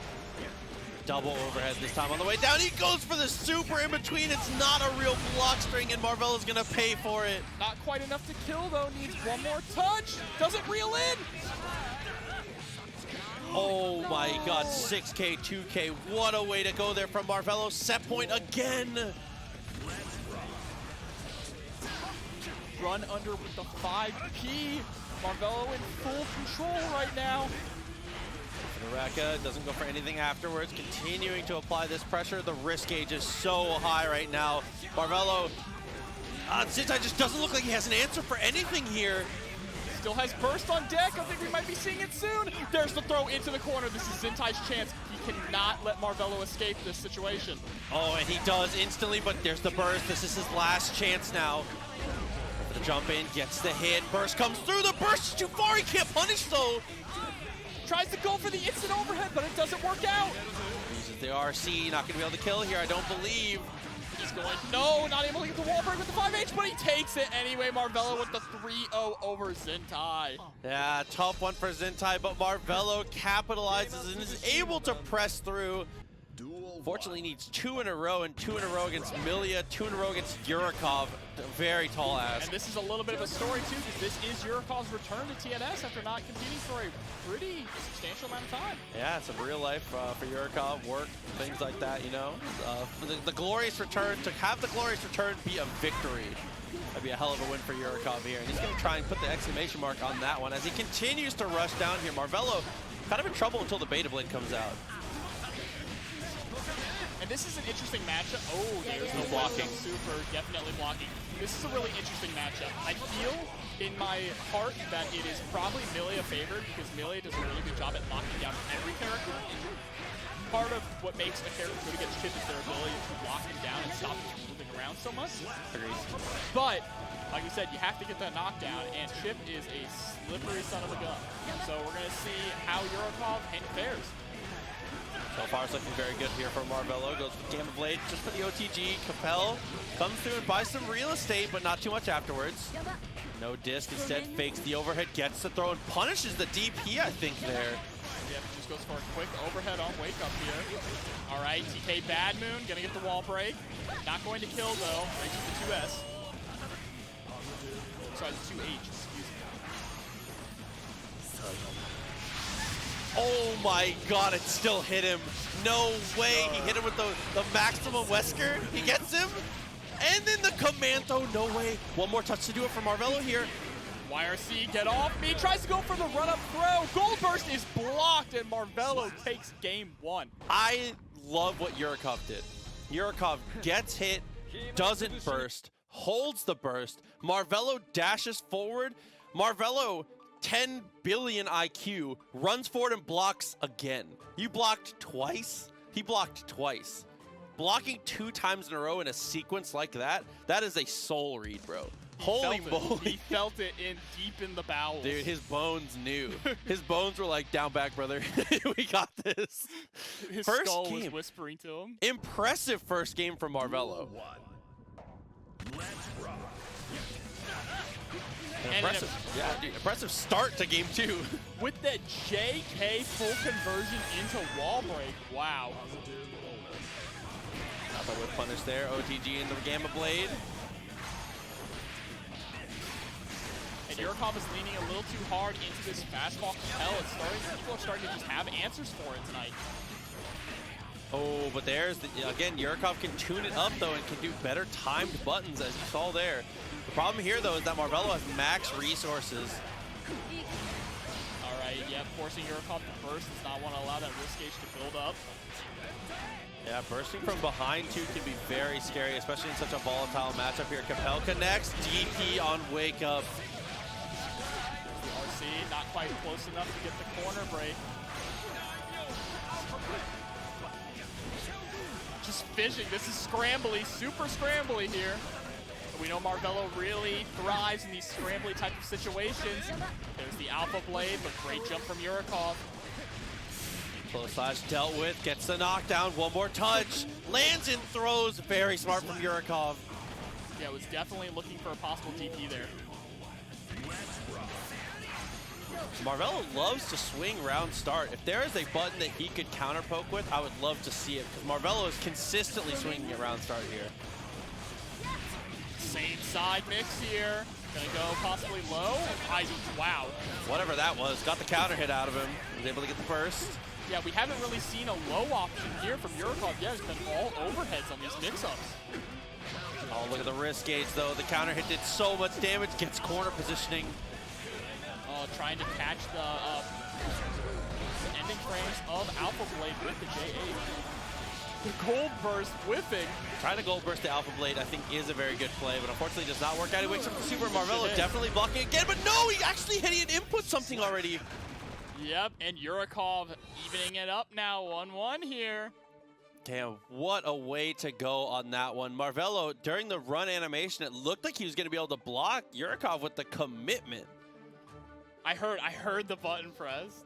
Whatever it was that came out, I think it must have been a close slash. That's going to be 1-1 now. Again, Yurikov coming from the winner's side. Only needs 2 more games. If he can run 2 straight, Yurikov could do the unthinkable. The return to TNS just wins the first one he's back in. Says, y'all ain't working hard enough. He showed up one time just to say, what's up, what's good? Y'all forgot, and then leaves. Like Dr. Dre. Say, jeez, bro. 2K 2D for the knockdown. Marvelo, nice block on the overhead. All right, just trying to control this space with the, double. Oh my God! burst! Terrible burst from Marvelo. Loses a quarter of his life for it, and now potentially the rest of the game here. One more mix-up. That was all on that. Marvelo has to know better. You can't burst Millia close slash. It's just never the right option. Especially when she hits you with it twice in a row like that. It's never the right option. Oh, that's just like a crucial burst point you have to know. And now the snowball is rolling. Yurikov is rolling. Marvelo starting to stabilize. Yep, getting that big counter hit. That is definitely what Marvelo needs. Okay. Yeah, very nice on the jump slash. I love that. Hair car for the knockdown.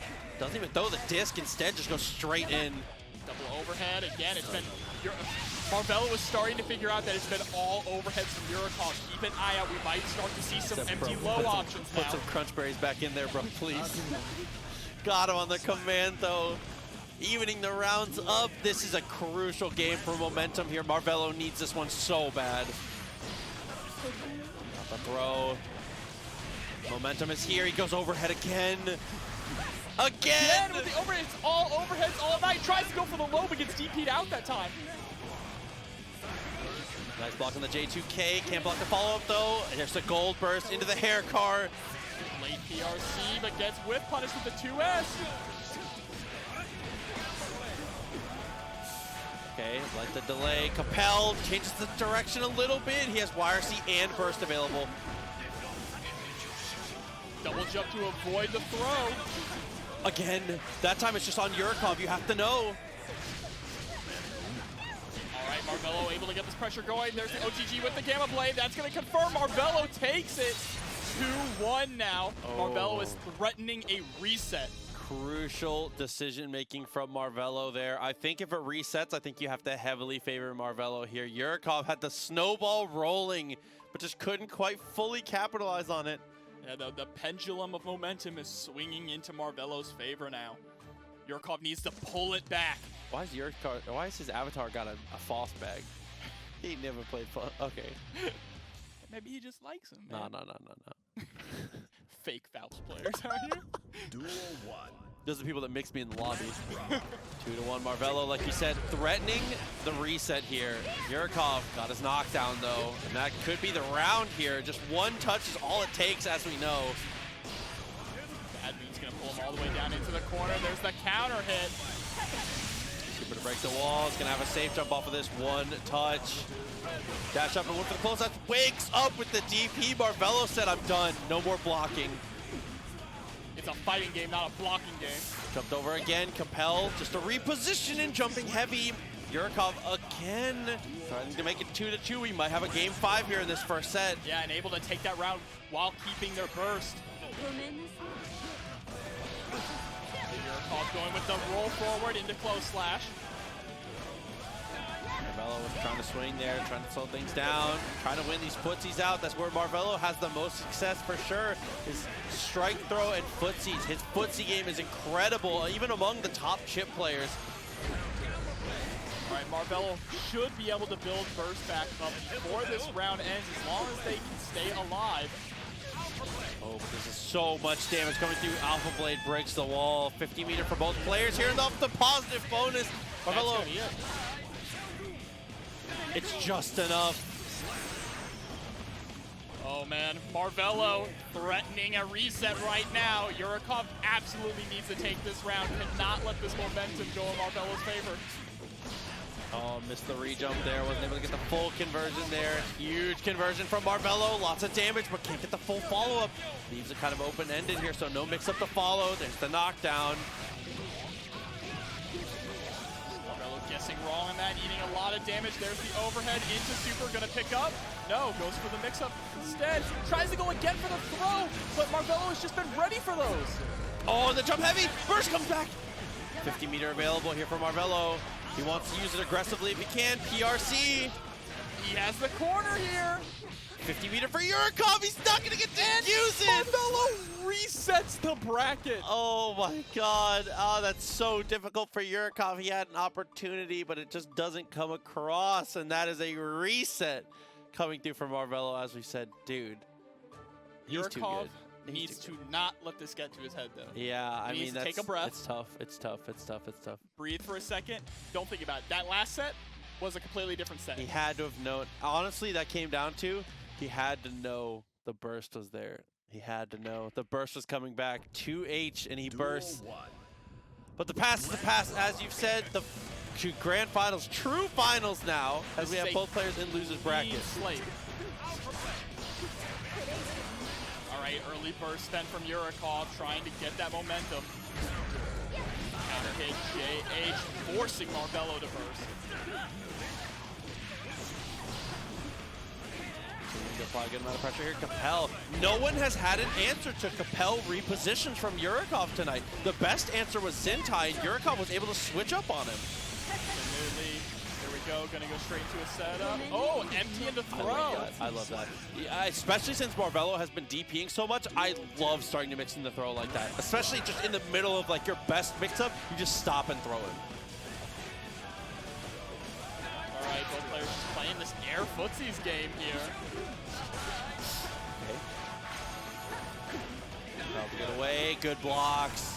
All right, jumping out of the Gamma Blade this time, but Marvelo just following him up with those JPs to lock him down into the corner. Oh, close slash throw. Same side, whips out, gets the throw. All right, no disc this time, just goes to the same side overhead. Again, but that time it was a safe jump here. Gonna RC. Marvelo with the hero burst. Yeah, might as well at this point. Doesn't want to hold it. He crossed him up with it. Maximum spider. He just rips it. There's no way. Oh my god, look at that damage. Look at the life bar, but okay, Yurikov's still able to get his way through. Today I learned that you can just rip that, and it is like legitimately a mix-up. I'm assuming the side he hits you at. Oh my god, dude. That's really tough. Bro, you just gotta hold back whichever side he starts on. It doesn't change. It doesn't change? No, it does not change Oh, sides. maybe Yurikov thinks it changes. Pretty sure it does not change sides. You might just be trolling. I'm pretty sure it doesn't. Zammy says it's the online special. I think Zammy's right, to be honest with you. I've never had to block it in the air like that. Me either. 1-0. All right. 1-0 in Yurikov's favor, of course. Yeah, had to burst off that counter hit 2H, one of just absolutely strongest starters here. Gets the mix. I consider a burst here on this next hit. Yep, Oh, there he it just is. 2K and he, oh dude, kind of eats his soul there. Oh my god, and blocks the DP. All right, Yurikov is popping off now. Yurikov is feeling himself. Go for the jump in, close slash. TK Bad Mood is blocked. What a block from Marvelo. Get that full carry too. There's the throw. We're gonna see a wake up super. Yurikov has max meter. There it is. It Yep, hits the he's clone. dead. No, it doesn't hit the clone. Time. 2K2D, he didn't cancel. He didn't cancel. That is tragic. This might be dead? No. No, not quite. That was tragic that it did not hit the clone. Because I can't believe it didn't hit the clone, dude. Oh my god.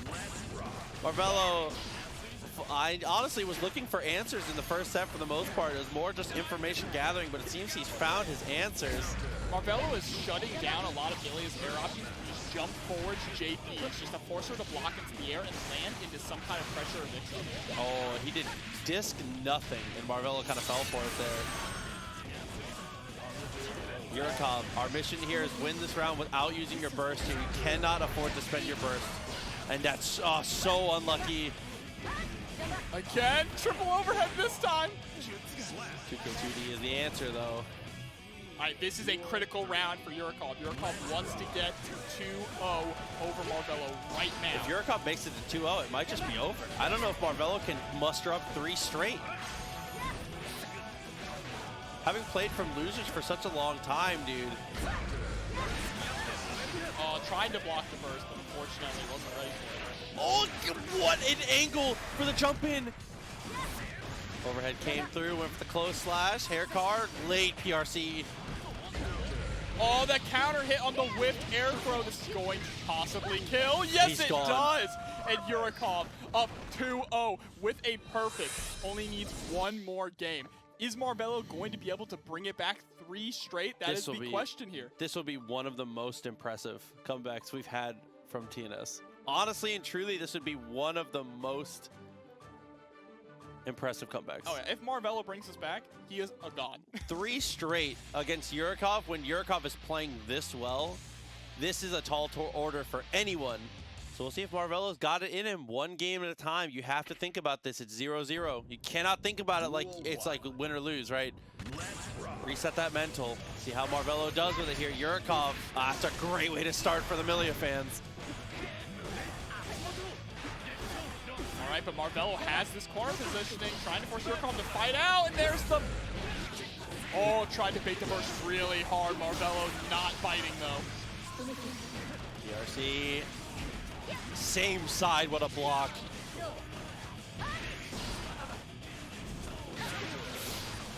Trade in Yurikov's favor, but all right, Marvelo, king of these scrambly situations. Yeah, I like that burst. But there's the hair card, same side, goes to the low, into super, not quite enough to kill, but the run-up close slash will do it there. Tournament point for Yurikov. Marvelo has to dig deep. He's got to find something here. Big whiffs at the beginning, not what you want to see. Got to be careful. Oh, and the jump H from bad to worse. Yurikov continuing to cash out here. The wall is going to break. Marvelo is running out of options. That is a positive bonus here. That meter is going to build up, giving Yurikov many more options. Nice block. Great cross up.